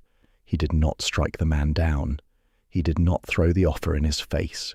He looked into that kind, tired, monstrous face, the face that had lied to him for 30 years, and he said, evenly, that it was a great deal to weigh, that he would need to consider it, that Quint was right, of course, to think first of the name and of Adela, that he would give his answer at the 12th Night assembly, when the matter must in any case be settled. He let Quint leave the library believing he had won. He let the man walk out into the snowlight, with the small private satisfaction of a craftsman whose long work is nearly done, believing that the proud cold Duke of Stratherne would do, in the end, exactly what such a man always did, and throw his trade wife and her father to the wolves to save his precious name. It was the disguise the trap required, and it was the most repellent hour of Cassian's life, and he came out of it grey and shaking, and went to find his wife. He told her of it that night in the counting-room with 2 days left on the clock. He told her all of it, even after a long silence the party was ashamed of, the moment of temptation. He had not meant to tell her that. He found he could not tell her, because she had told him the truth when it was hideous, and he would not do less for her. For one moment, he said low, not looking at her, I wanted to sign it, not the trick. I saw the trick. I wanted the name back. The old man in me wanted it, the man I've been my whole life, who would always choose Stratherne over a person, and who very nearly did it again, with the pen in front of me and your father's good name the price. He made himself look up at her. I am telling you because you should know what you have married. He did not aim wrong, Josephine. He aimed at exactly the man I was. He only did not know that man is dying, that you have been killing him, slowly, by candlelight, these 3 weeks, and that I have let you, and that I am glad. Josephine was quiet for a moment. She had to ask the next thing. She would not have been honest with him, or with herself, if she had not asked it, and she had built a whole coalition, staked her father's name a second time, on the answer. You are certain, she said, when you stand up at 12th Night, before all of them, with your name and your fortune and your sister's future offered back to you for the price of one signature, while the alternative is open ruin in front of every soul who has ever sneered at us both. You are certain which way you will choose, because I have built everything on the certainty of it, Cassian, and I have been made a fool of in front of society once already, in a cold cathedral, and I will not do it twice. So, if there is any doubt left in you, any at all, I would rather know it now, tonight, than at the foot of the assembly. He rose. He came around the cold table. He stood before her and took both her hands in both of his. There is no doubt in me, he said. Hear me, because I will say it plainly, and only once, and plainness does not come easily to me. I have been a man of doubt my whole life. I doubted every person and weighed every choice and trusted nothing on this earth that I could not count and hold. And then I married a woman for her money to buy 4 weeks, and I discovered, too late to be at all sensible about it, that she is the one thing I have ever encountered in my life that I cannot weigh and would not trade for anything the world contains." His grip on her hands tightened. "I priced you at £40,000, Josephine. I was a fool, and I undervalued you by everything I own and everything I am. Let Quint offer me my name. Let him offer me England. The answer is you. It will always, from this night forward, be you. There is no doubt in me at all." And then, at last, in the cold counting room, with the false books and the true books spread between them, and 2 days left on the clock, the Duke of Stratherne gathered his wife into his arms and kissed her, and it was not cold, and it was not careful, and it was nothing at all like a transaction. It was the only thing in 3 weeks that neither of them had counted the cost of first. There remained one piece, and it was the hardest of all, and Josephine would not pretend it was easy, or that it came by cleverness alone. For all that the notes were nearly bought, buying them only disarmed Quint. It did not destroy him.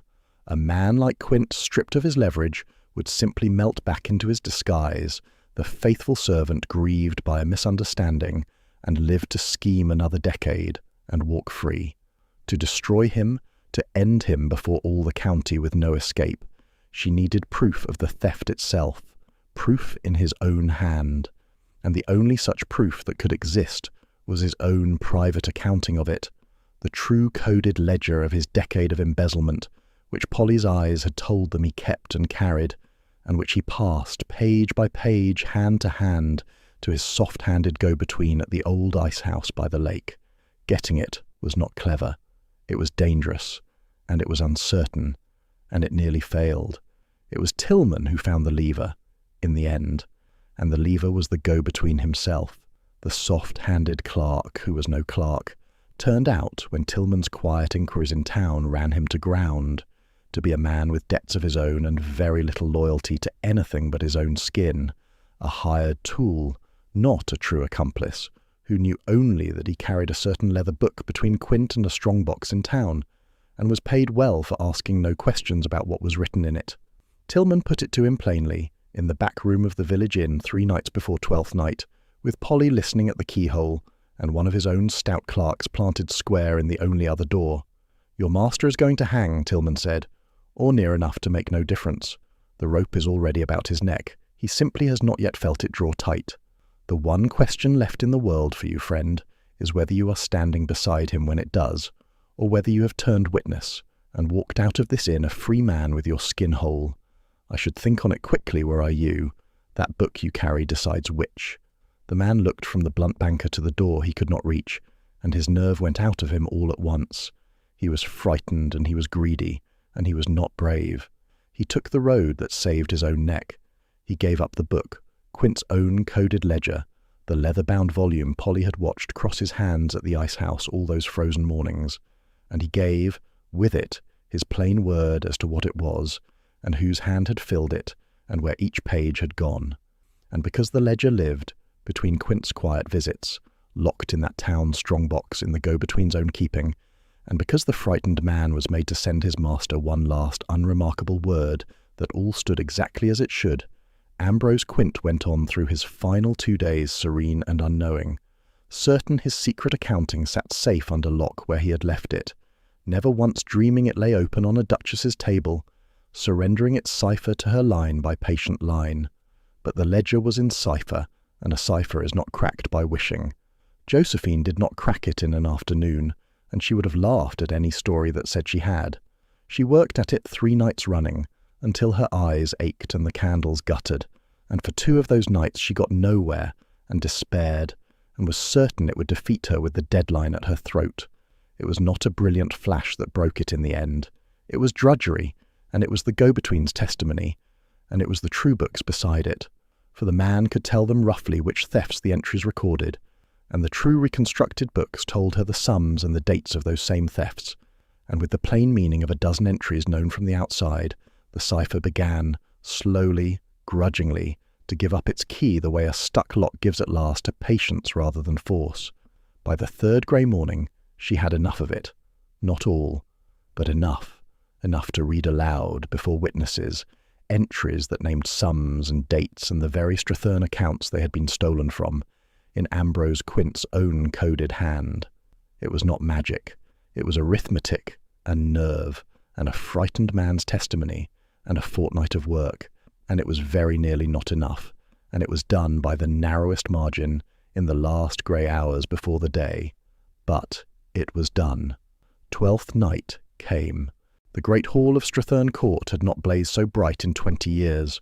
Whatever else had been sold, the chandeliers remained, and Josephine had ordered every candle in the house lit, all of them, a deliberate and reckless extravagance, and Hobbs, when she gave the order, had understood exactly why, and had lit them himself, with his own old hands, one branch from another, his face wet, because he knew what the blazing was for. She wanted the room blazing for what was to come. She wanted no shadow anywhere in it for a thief to hide in.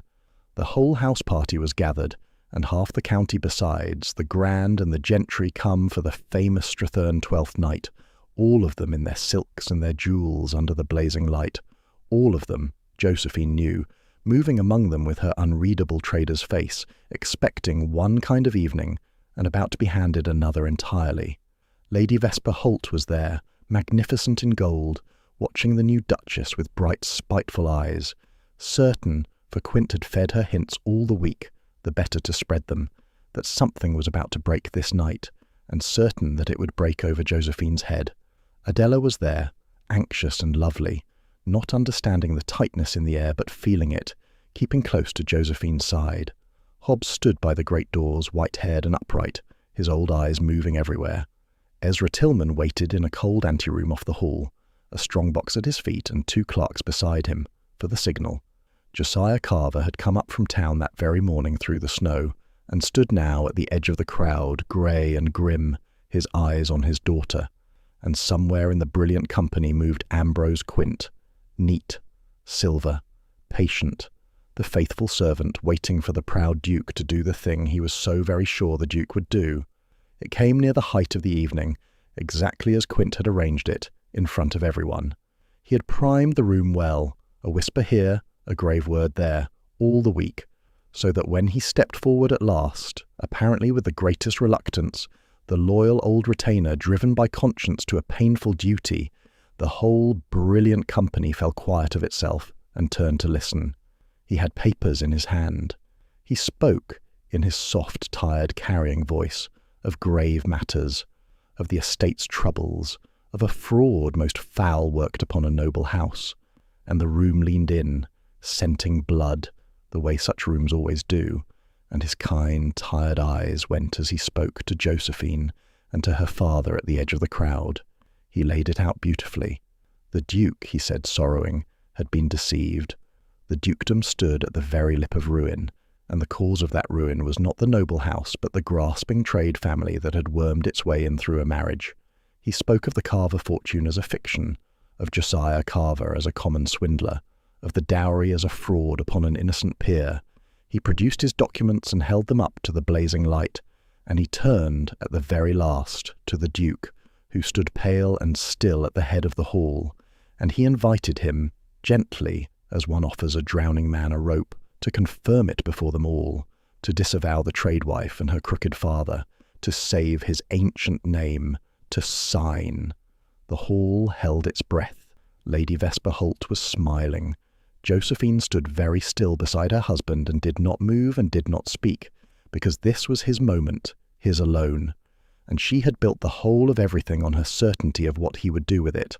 And now, at the last, with the room blazing and silent and the whole county watching, she had to do the hardest thing of all, which was to trust him and wait. Cassian Reeve, the 7th Duke of Stratherne, looked out over the breathless room. He looked at Quint, and at the documents, and at his trembling young sister, and at the grey grim merchant at the edge of the crowd, and last and longest at his wife, and the old man in him was silent. There was no whisper left. There was only the certainty he had promised her in the counting-room 2 nights before, settled in him now hard and clean as ice on the lake. And then he spoke, and he pitched his voice to carry the whole length of the great hall, and every word came out clear and ringing and final. "You offered me my name and my fortune back," the Duke said, loud enough for the length of the hall. "If only I would throw my wife and her father to the wolves. Here is my answer, Quint. I would sooner be a pauper wed to Josephine Carver than a duke who kept your silence 1 hour longer." The hall erupted, a confusion of gasps and cries and the sharp hiss of 300 indrawn breaths, and Quint's kind, tired face went, for the first time in 30 years, entirely blank with shock. And into that noise, into that blankness, Josephine stepped forward, because Cassian had thrown the door wide open and now it was hers to walk through. "My husband," she said, and her clear trader's voice cut through the babble and silenced it as a knife silences cloth, "has told you the truth. Now I shall tell you the rest of it, and I have brought documents of my own." And she did, standing in the blazing hall before the whole of the society that had sneered at her in a cold cathedral 1 short month before. The merchant's daughter laid out the entire machine of it, plainly the way her father had taught her to lay a thing before men who needed to be made to understand it, whether they wished to or not. She told them how the Stratherne fortune had not been spent but stolen, bled out a careful cupful at a time, over 10 patient years, by the trusted man of business who stood before them. She told them how that same man had reached across the whole breadth of England the autumn before, and manufactured the ruin of a sound and honest merchant house, calling in notes without warning or cause, breaking her own father deliberately in order to drive him into a desperate marriage. She told them how Quint had arranged the very match himself, a drowning duke and a desperate merchant manoeuvred together into the one marriage that would rout the Carver dowry straight through the Stratherne accounts and into the very notes Quint himself secretly held, so that he might foreclose at last and take the dukedom and the dowry together, and walk away the faithful grieving servant of a fallen house, richer by a fortune. The room was utterly silent now.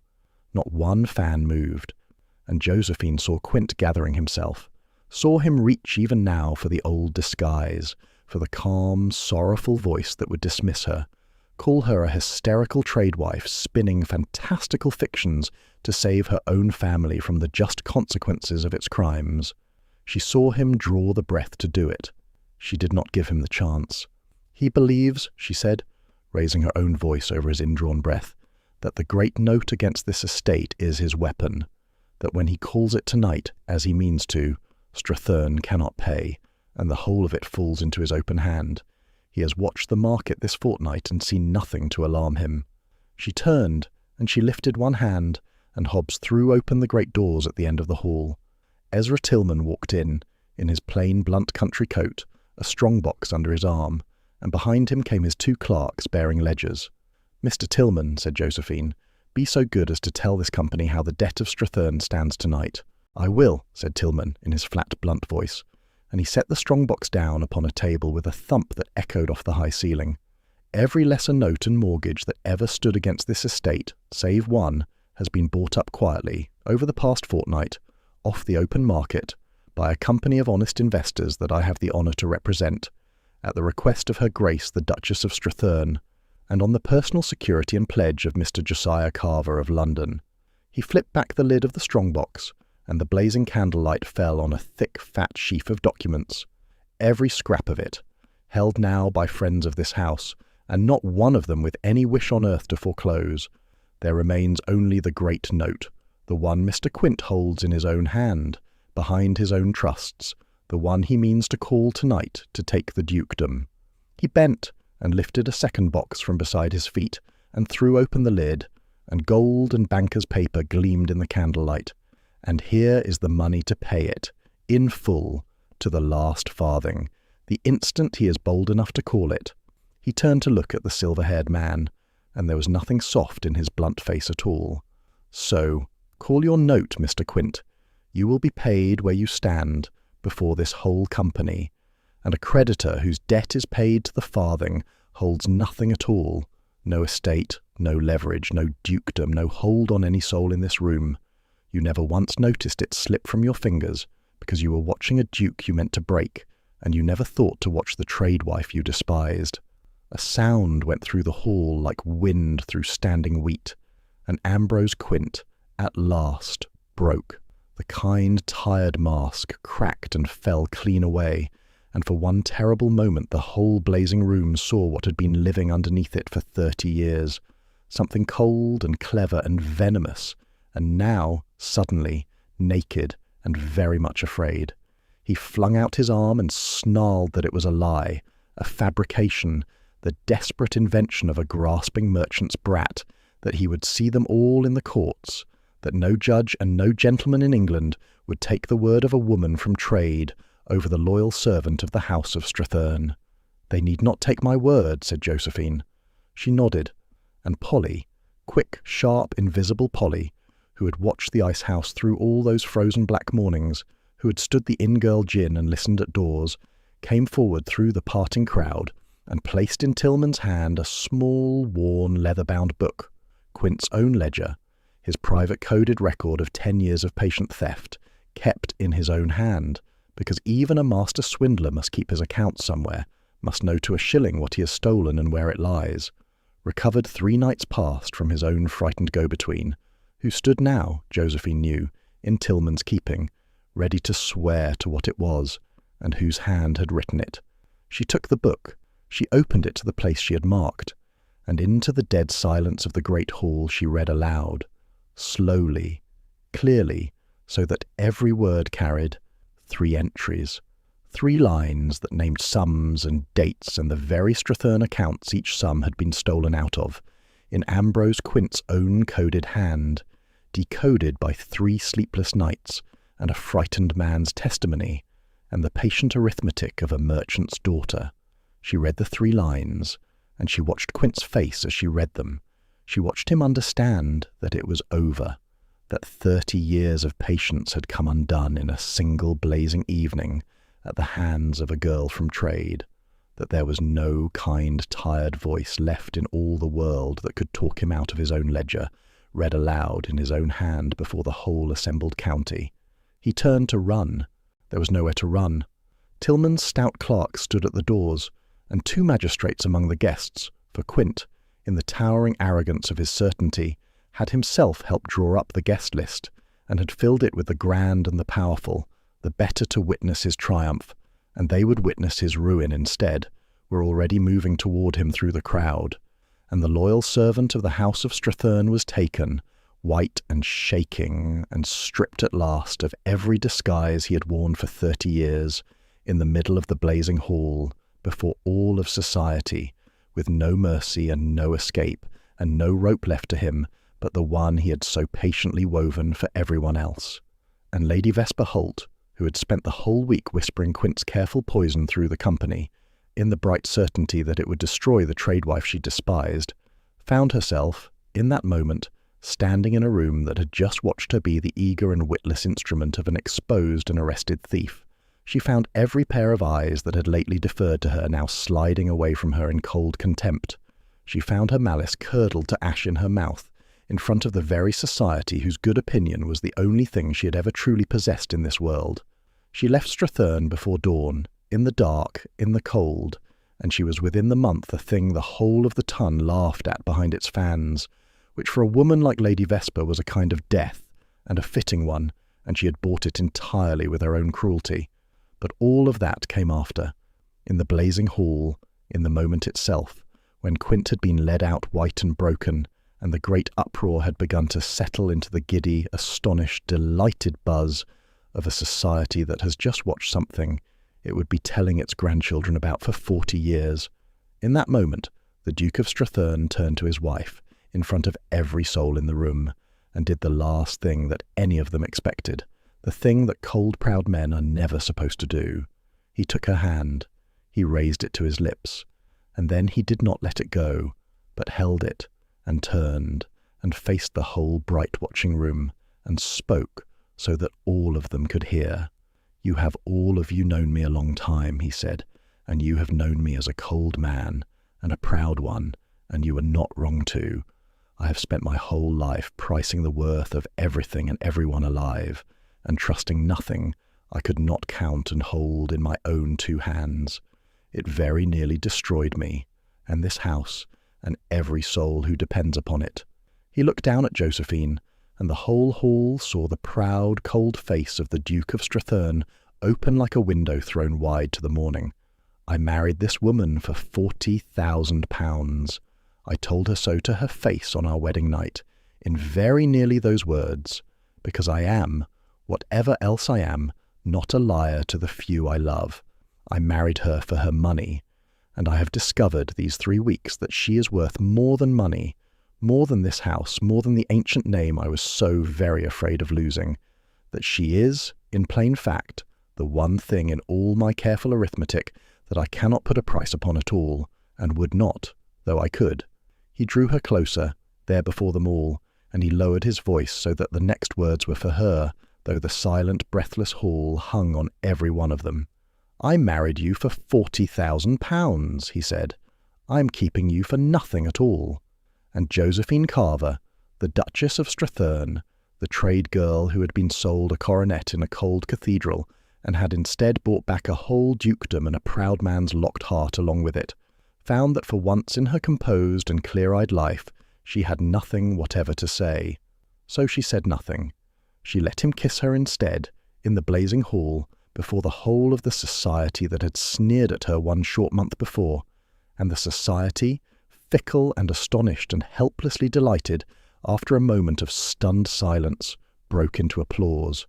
The weeks that followed remade Stratherne from its very foundations, though not in the way the world expected, because the world expected the scandal to be quietly buried, and the Duke of Stratherne did the precise opposite. Ambrose Quint was stripped of everything he had stolen. Every glove and fog and false company of his was unravelled, slowly and thoroughly by Tillman's clerks and Josephine's reading of the coded ledger and the testimony of the frightened go-between, and what could be recovered was recovered, and the rest was made whole by the unwinding of the notes. Quint himself was handed to the law for his 30 years of patient theft, and he was tried, and he was ruined as completely and as publicly as he had meant to ruin the family he had served.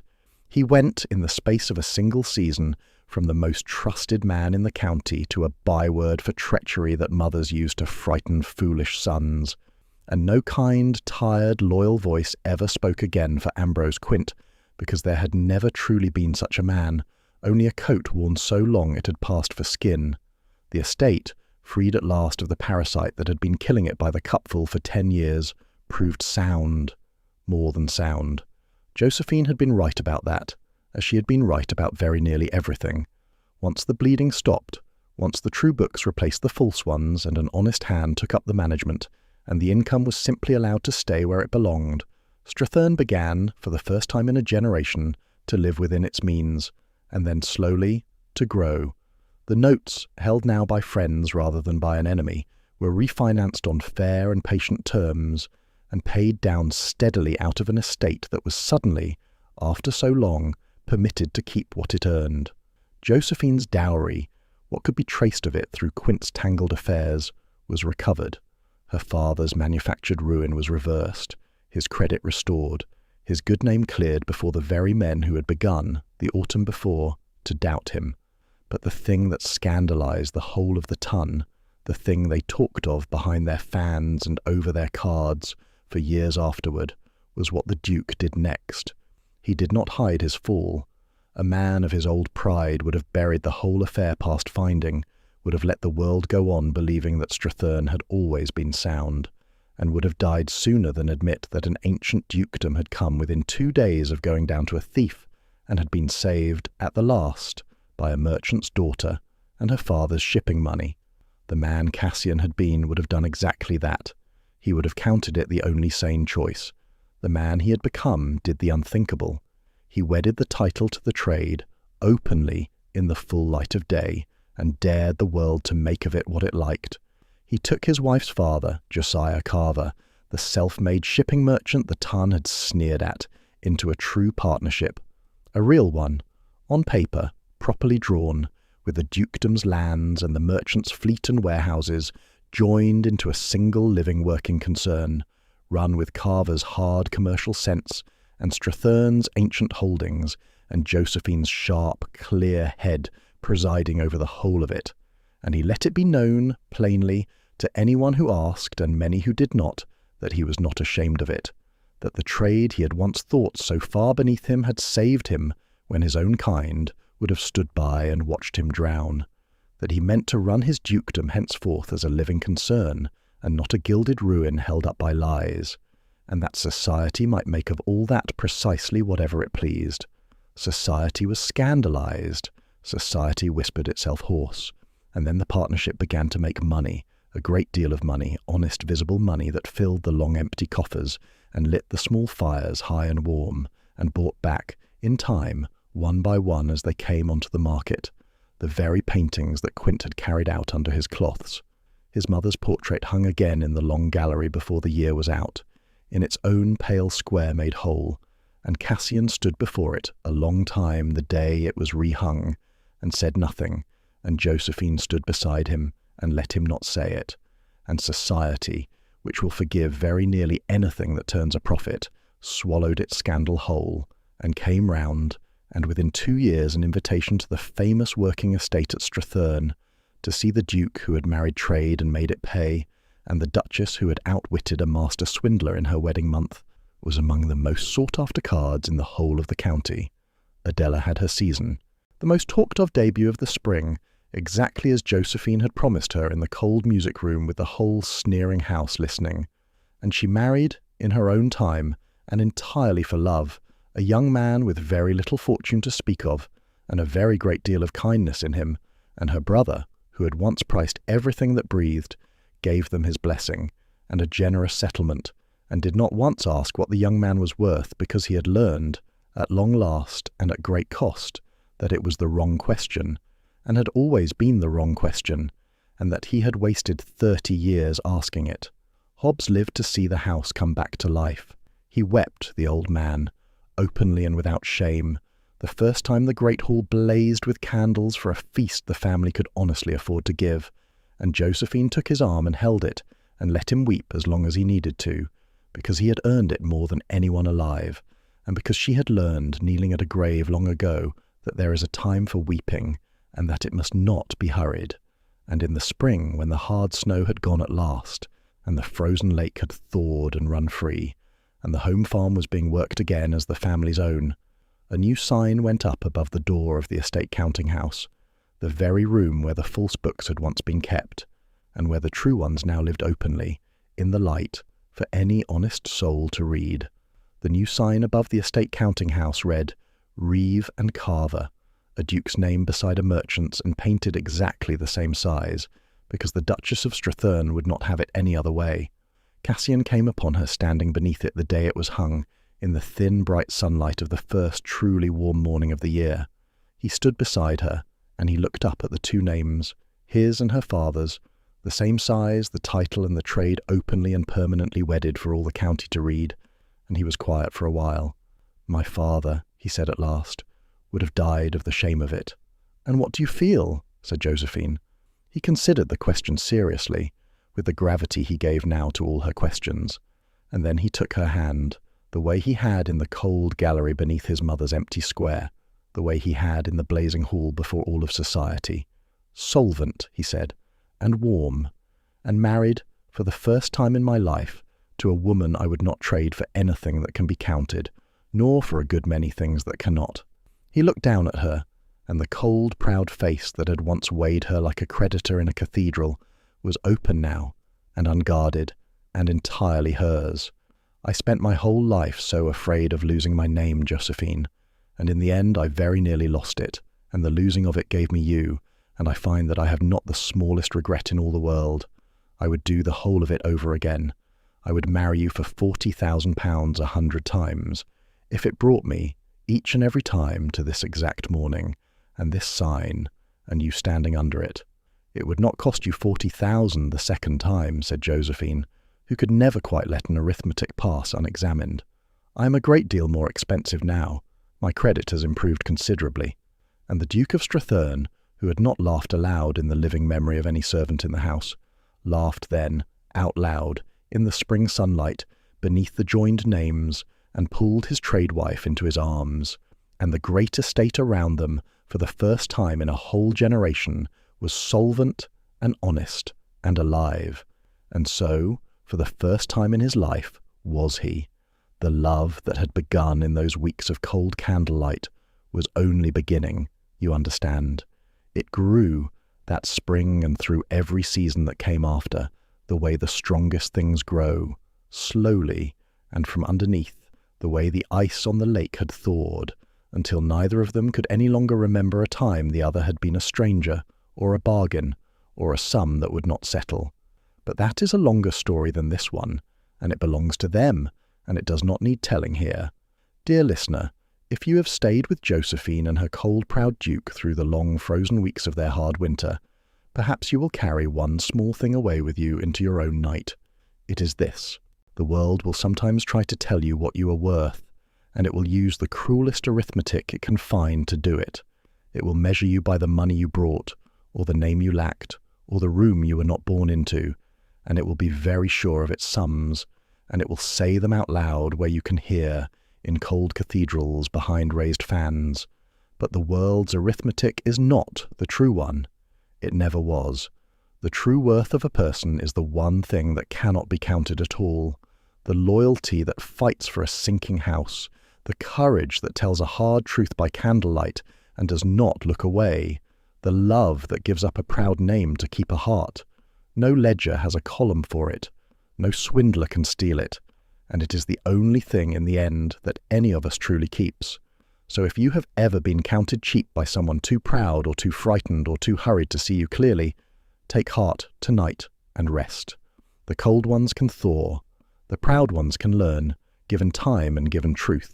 And the quiet, clever, overlooked soul who keeps her courage and does her patient work and refuses to walk away from a thing she might yet save, she is very often the one who, in the end, saves everything, and is cherished at last for exactly the worth that no one else could be troubled to see. Rest now. Let the frost on your own dark window be only weather, and the fire in your own hearth burn warm, and high, and honestly your own.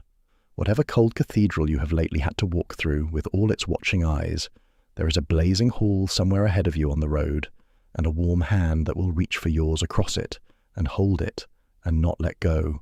Sleep well, dear friend. The thaw always comes.